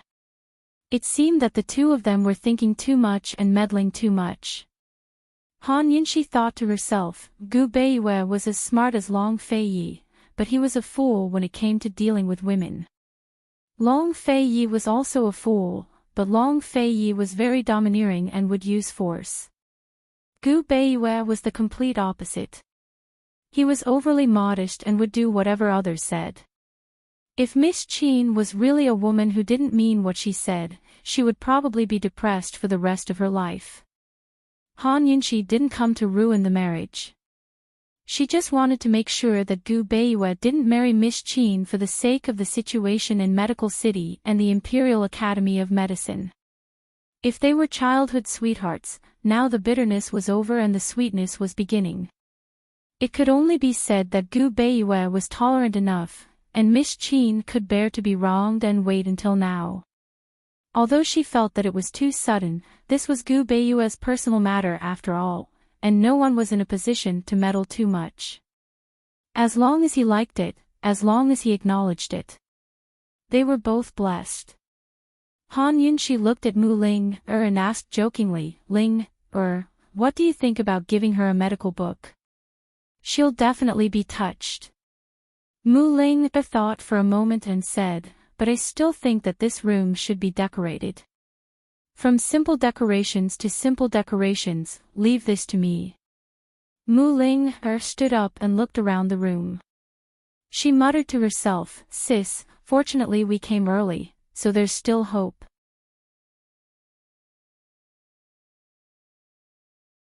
I heard from Sister Jing that when Tang Li married her, he filled the wedding room with little daisies. It was especially beautiful. Dr. Gu, what kind of flowers does Miss Qin like? Mu Ling turned around and asked with a smile. How could Gu Beiyue know? He just casually said the name of a medicine. Forsythia. Forsythia flower. This is a medicinal flower, so it's too easy to find. Leave this to me.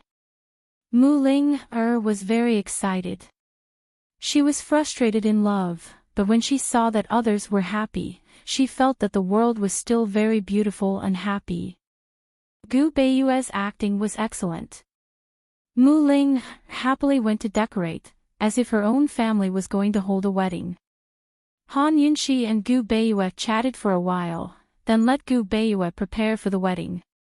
She went down to the dungeon alone to see Bai Yanqing. She saw Bai Yanqing lying on the straw in the dungeon like a seriously ill old man on the verge of death. Bai Yanqing used perplexing butterfly illusion, so his immortal body was destroyed. Not to mention internal injuries, even external injuries could be fatal. As for his teeth, they had even grown out. Large areas of his wounds had festered. He didn't have much time left, perhaps less than 10 days. However, a short period of 10 days was a terrifying torment for him. He brought all of this upon himself. Han Yunxi wasn't here to kill him, much less to forgive him. Moreover, she was here to tell him something. Han Yunxi stood at the door of the dungeon and said coldly, Bai Yanqing, Ning Cheng has taken Northernly, and the Black Clan army is now under my control. On the first day of the 9th lunar month, the Long Fei Yi will proclaim himself an emperor and establish a country, and the name of the country will still be Qin.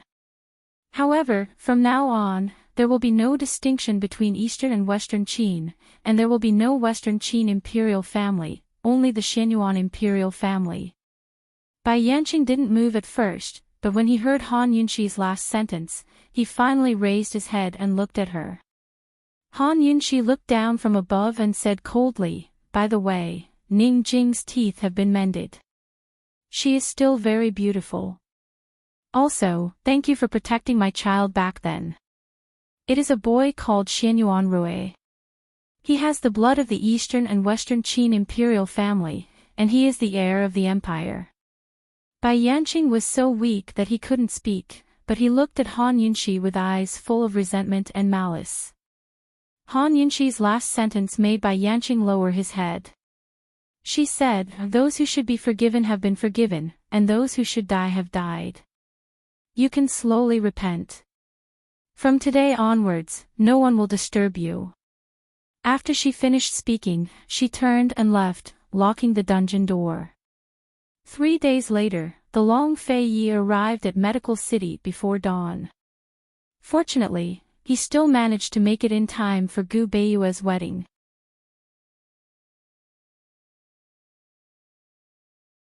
Mu Ling decorated the courtyard of the third section well. It was clean and simple, but it was not simple. The wedding procession was very simple. There was no extravagance, but it still caused the medical school to turn out. Han Yunxi and the others were waiting in the courtyard, waiting for Gu Beiyue to bring the bride back.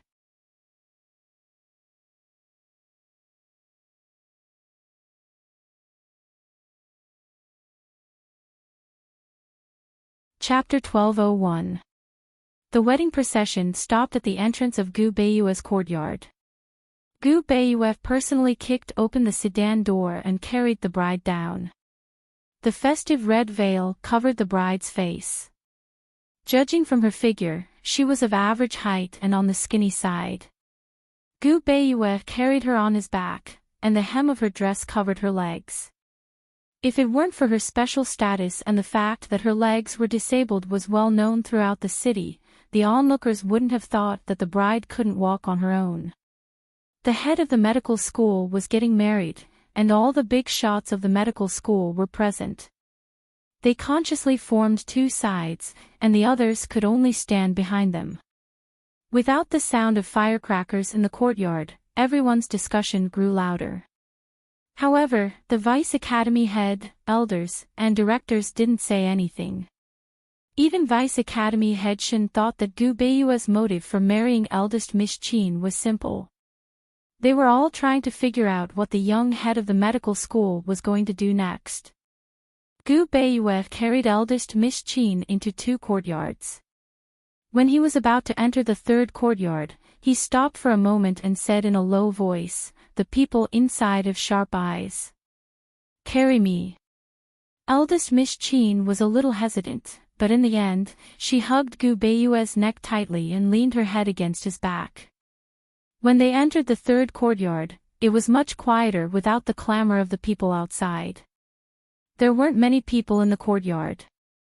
There were only Long Fei Yi and his wife, Mu Ling, Su Donglin, Chu Tianyin, and a few of the medical school's higher-ups.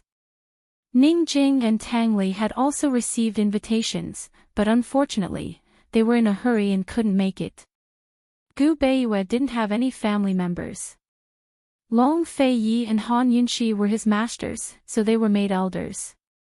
Long Fei Yi and Han Yunxi sat in the main seats on the left and right sides of the hall, while the others stood to the side. As soon as Gu Beiyue carried Miss Qin in, Long Fei Yi and the others saw that Miss Qin was holding Gu Beiyue very tightly. However, Han Yunxi didn't pay much attention to it. She seemed to have noticed something and her expression changed. However, she quickly regained her composure and maintained her composure. The matchmaker pushed the wheelchair for first Miss Qin to sit down. Her legs were inconvenient, so she couldn't stand. Gu Beiyue took care of her attentively. Although he didn't say anything, his gentleness could be seen from his actions alone. It could be said that he made others envious. "First bow to heaven and earth," the matchmaker shouted loudly. Gu Beiyue stood beside the wheelchair and bent over to pack. Miss Qin lowered her head as well. "Second, bow to your parents." The matchmaker shouted again. The matchmaker wanted to turn the wheelchair for Miss Qin, but Gu Beiyue stepped forward first.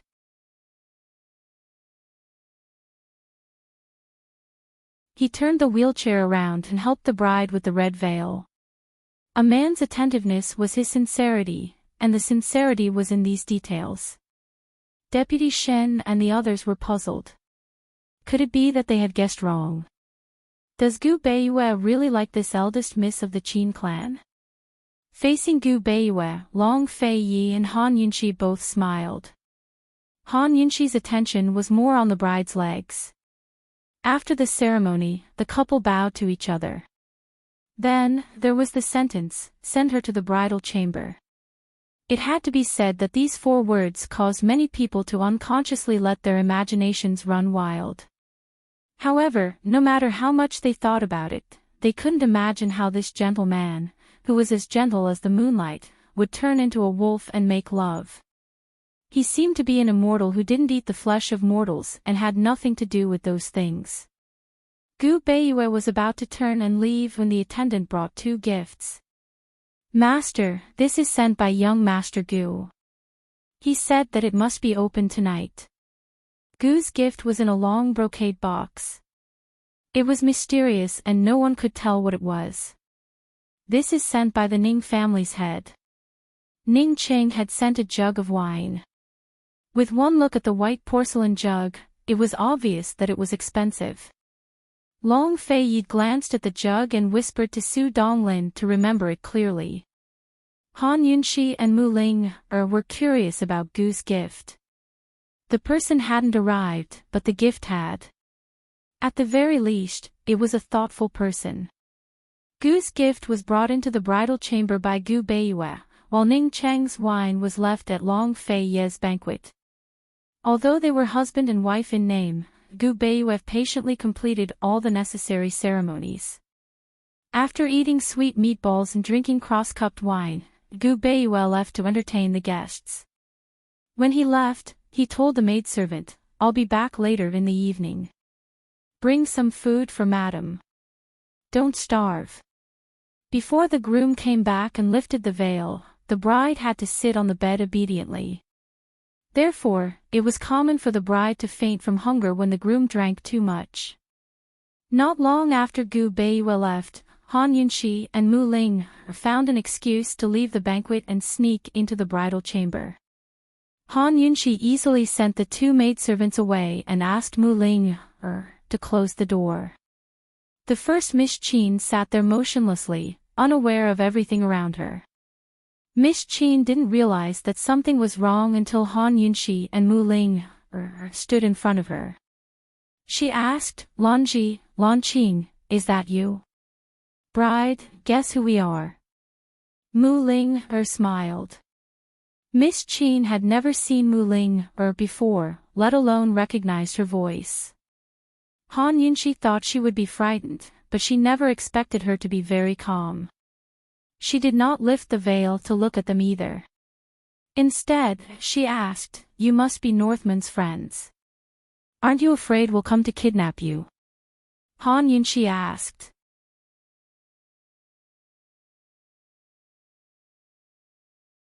"You definitely aren't."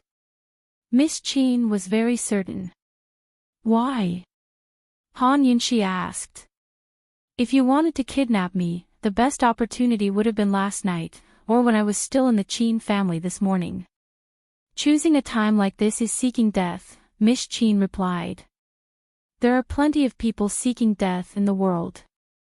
Not everyone is smart," Han Yunxi added. "Those bold enough to oppose North Moon are either extremely stupid, unable to enter here, or extremely smart, unable to appear here. The 2 of you can appear before me silently, so you definitely aren't ordinary people." Miss Qin thought about it and said, "Princess, please forgive Qin Min for not being able to bow to you. Please forgive me." "Miss Ling, do you think I've guessed correctly?" "Sister, she's so smart," Mu Ling blurted out. "Don't be rude." Han Yunxi scolded her unhappily. Mu Ling stuck out her tongue and smiled. "Sister-in-law, you can just call me Ling in the future." "All right, then I won't hold back." Miss Qin smiled too. Her voice alone gave off a natural and graceful feeling. She just did not know what she looked like. Mu Ling was extremely curious. She had no idea why her sister had dragged her to the bridal chamber. She just assumed her sister was curious about the bride's appearance too. Han Yunxi couldn't determine just how smart this eldest young miss was from a single incident, but she was certain that she wasn't stupid. Other than that, she admired Miss Qin's calmness and composure. At least Miss Qin did not show any signs of panic when she first discovered the 2 of them. However, Han Yunxi believed that what she was about to do next would definitely make Miss Qin lose her composure. She said, "Qin Min, what's wrong with your legs?" "They were fine before I turned 16. On my 16th birthday, I suddenly felt uncomfortable." I couldn't figure out the reason and gradually lost my strength. Qin Min was still calm as she recounted her experience. I heard that they've atrophied. Can't Gu Beiyue cure them? Han Yunqi asked again. Since Gu Beiyue and Miss Qin had known each other since they were young, he should be very clear about the problem with her legs. He can't cure them. He's been thinking about it for several years, but he still can't figure out what's wrong. It's not atrophied. I've been using needles all these years and my skin and flesh are still intact. It's just that I can't muster the strength to stand, Qin Min answered again. Actually, it was not Gu Beiyue who took the initiative to treat her. Back then, when Gu Beiyue won the Apricot Woods Conference, she privately looked for Gu Beiyue to treat her. It was also at that time that she met Gu Beiyue. She remembered that he was very busy at that time, but he still took a look at her. However, he gave her a hopeless answer that he could not cure her because he did not understand the situation.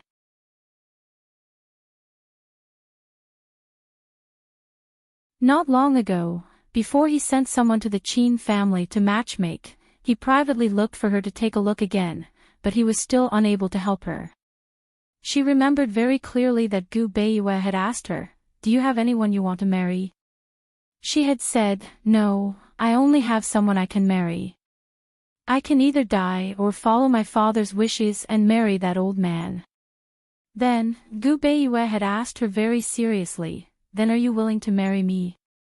She had always remembered Gu Beiyue's gaze at that time.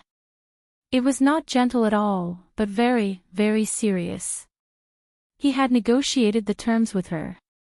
Even though they would not be husband and wife in the truest sense, she knew that as long as she agreed, he would seriously protect her for a lifetime of stability and without worries. Wasn't this what she had been yearning for all her life? As the eldest daughter of the Qin family, she had outstanding talent and medical skills. If they were to compete, she would not lose to the most famous fourth daughter of the Ren family. However, the unforeseen event when she was 16 made her fall from the clouds to the abyss. It let her know that, as a daughter of the Qin family, no matter how good her medical skills were, if she could not get married, she would be inferior to a mediocre person who only had good looks. She did not want to compete for anything. Medical skills were not used for competitions or to fight for titles, but to save people.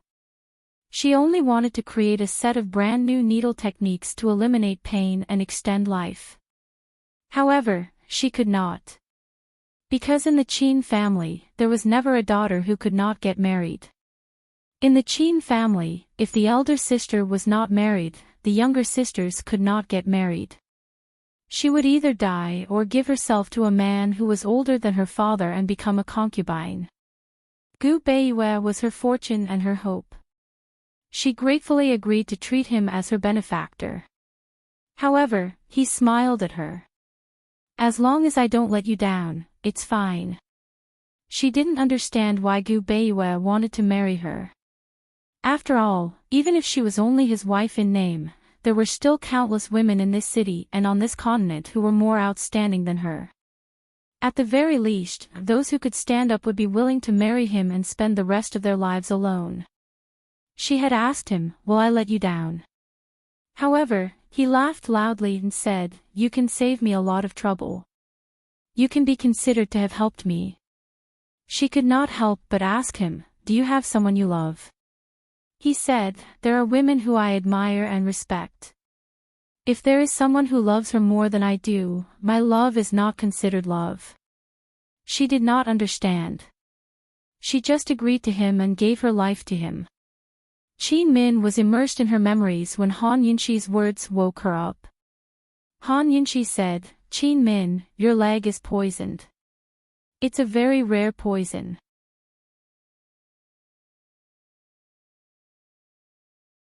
Not to mention that Gu Beiyue is not familiar with poisons, even with Gu's standard, he can't tell." Qin Min pulled off the red veil and was extremely shocked. "Poisoned?"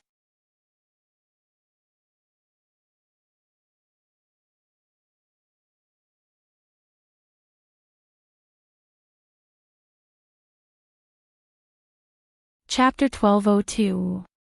The moment Qin Min pulled off the red veil, Mu Ling was stunned. She had heard that the eldest daughter of the Qin family was beautiful, but she couldn't help but be shocked when she saw her in person.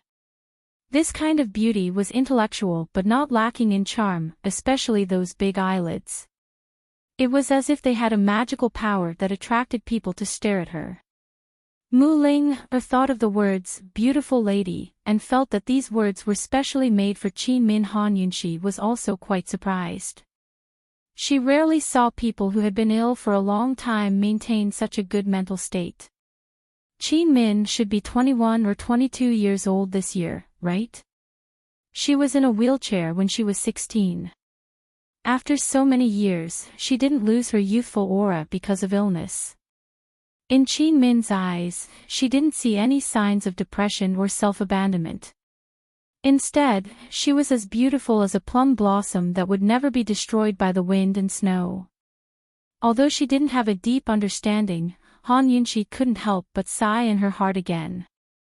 Gu Beiyue really knew how to pick people. He didn't pick the wrong person. It looked like she and Mu Ling were really worried for nothing. Princess, what poison am I poisoned with? Qin Min asked nervously. She remembered that when she first sought treatment from Gu Beiyue, he was also there. Gu Beiyue let Gu take a look and asked if there was any poison. Gu Beiyue only took one look and said that there was no poison. At that time, she felt that Gu only took one look and wasn't very reliable. However, Gu Beiyue believed him, so she chose to believe him.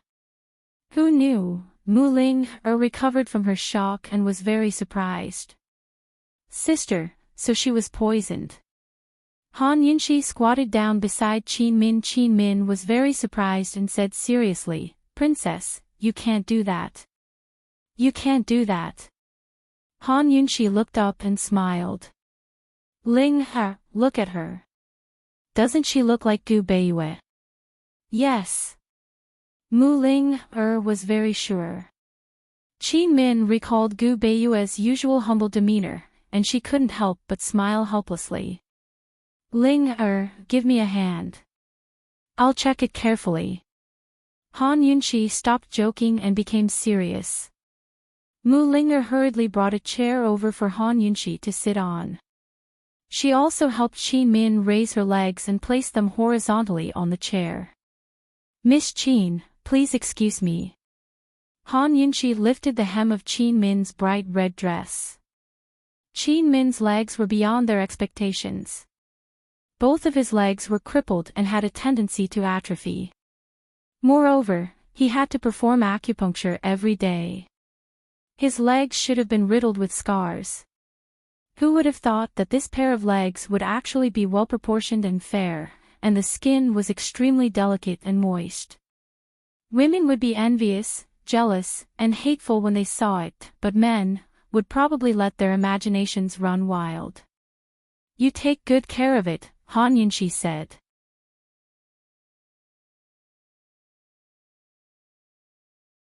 Acupuncture wouldn't leave any traces unless the person had a bruised body. However, with frequent daily use, there would still be some traces.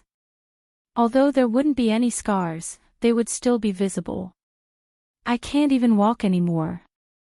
I can't possibly let it become ugly, Qin Min answered. Mu Ling casually said, hee, Dr. Gu will see it, so we can't make it ugly.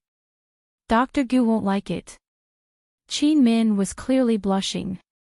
Mu Ling saw it and said, Sister, she's blushing. This time, Qin Min's cheeks were really red. Even a married middle-aged woman with children would blush when she heard Mu Ling's explicit words, let alone Qin Min, who had just gotten married. Han Yunxi glanced over unhappily.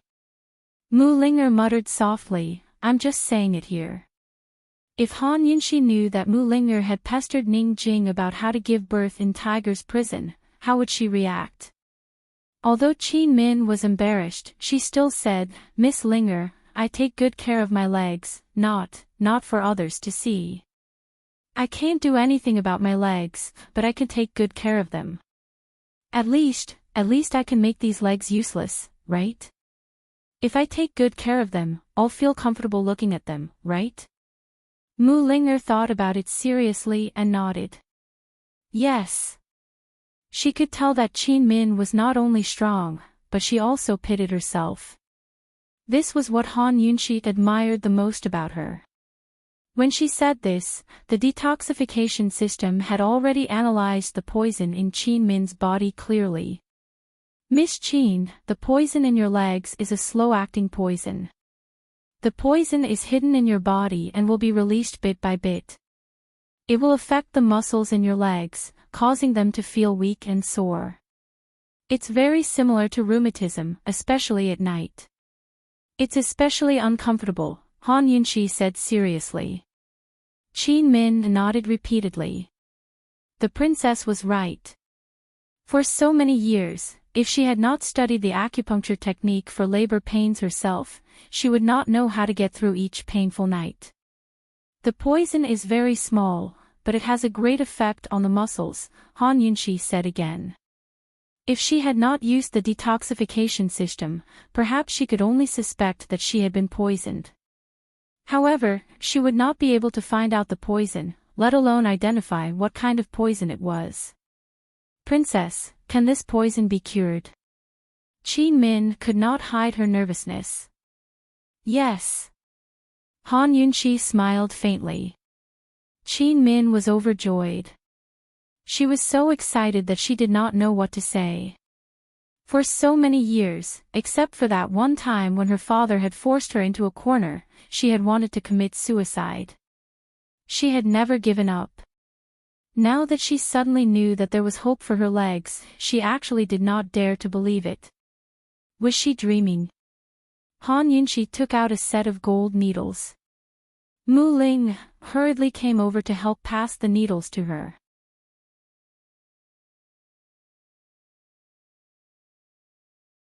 Han Yunxi explained as she applied the needles to detoxify the poison. After I detoxify the poison, your legs will basically regain their strength.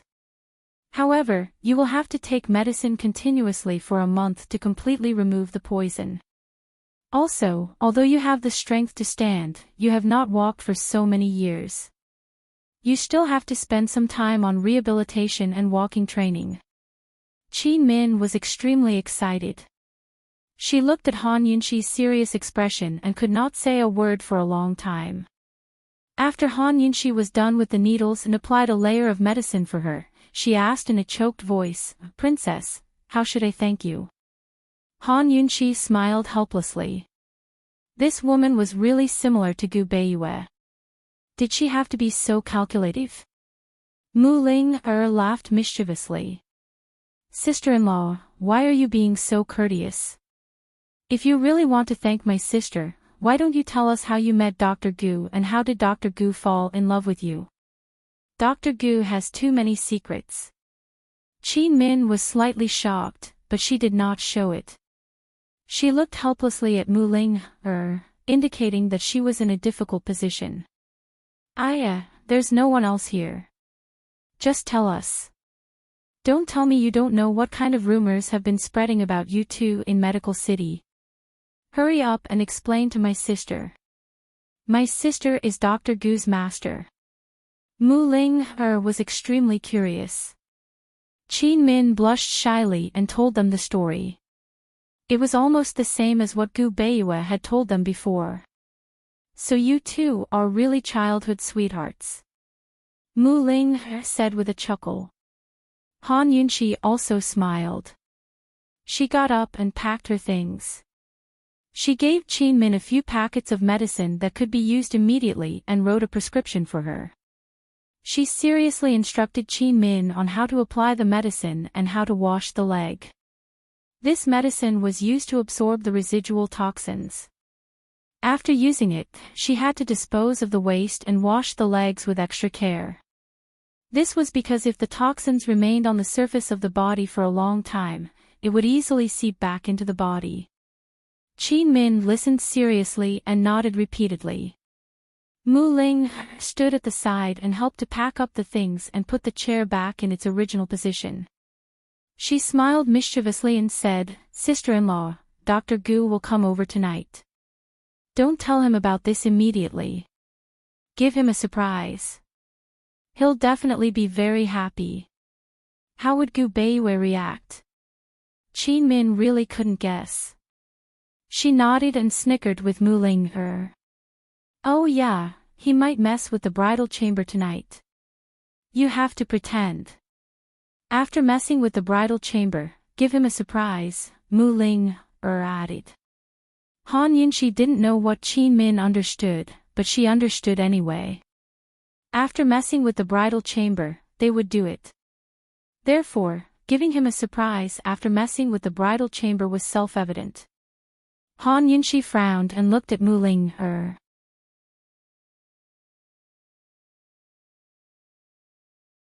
She couldn't understand when this eldest daughter of Huang De had become so dirty. Seeing that it was getting late, Han Yunxi said, "Get the servants to send you food. Otherwise, you'll have to go hungry. We'll be leaving first." "Princess, wait." Qin Min hurriedly stopped her. Han Yunxi stopped in her tracks and looked back. "Don't stand on ceremony. Just say it." Qin Min pressed her hands on the edge of the bed and tried her best to support herself, trying to stand up. Seeing this, Han Yunxi and Mu Ling hurriedly went back to support her. However, Qin Min said, "Princess, don't move. I can do it." She gritted her teeth and exerted all her strength. Surprisingly, she really stood up on her own. She smiled. That smile that came from the depths of her heart was so beautiful and sweet. As she smiled at Han Yunxi, she carefully let go of her hands that were supporting her. She actually bowed respectfully to Han Yunxi and said respectfully and sincerely, "Qin Min will never forget Princess's great kindness. If Princess needs anything, Qin Min will not hesitate to go through water and tread on fire." She was clearly a weak woman, and it was clearly a gesture of gratitude. However, when she stood up, her words were sonorous and forceful. Han Yunxi walked back and said with a smile, "You and I are both medical students. From now on, we don't owe each other anything. There's no need to remember any favors. It's not that serious. Come, 1,000 taels for the consultation fee." Qin Min was stunned at first, but then she smiled. She had heard many things about this Qin Wangfei, this Western Qin princess. However, seeing once was better than hearing 100 times. Now that she had seen it for herself, she finally understood why this master could be so loyal and protected by Gu Beiwei. They were both medical students, and they didn't owe each other anything after saving a life. It was said that talking about money hurt feelings and that talking about money was tacky. However, Han Yunxi was very carefree and open-minded. Qin Min took out 1,000 taels banknote from a piece of dowry and handed it to Han Yunxi with both hands. "This is 1,000 taels.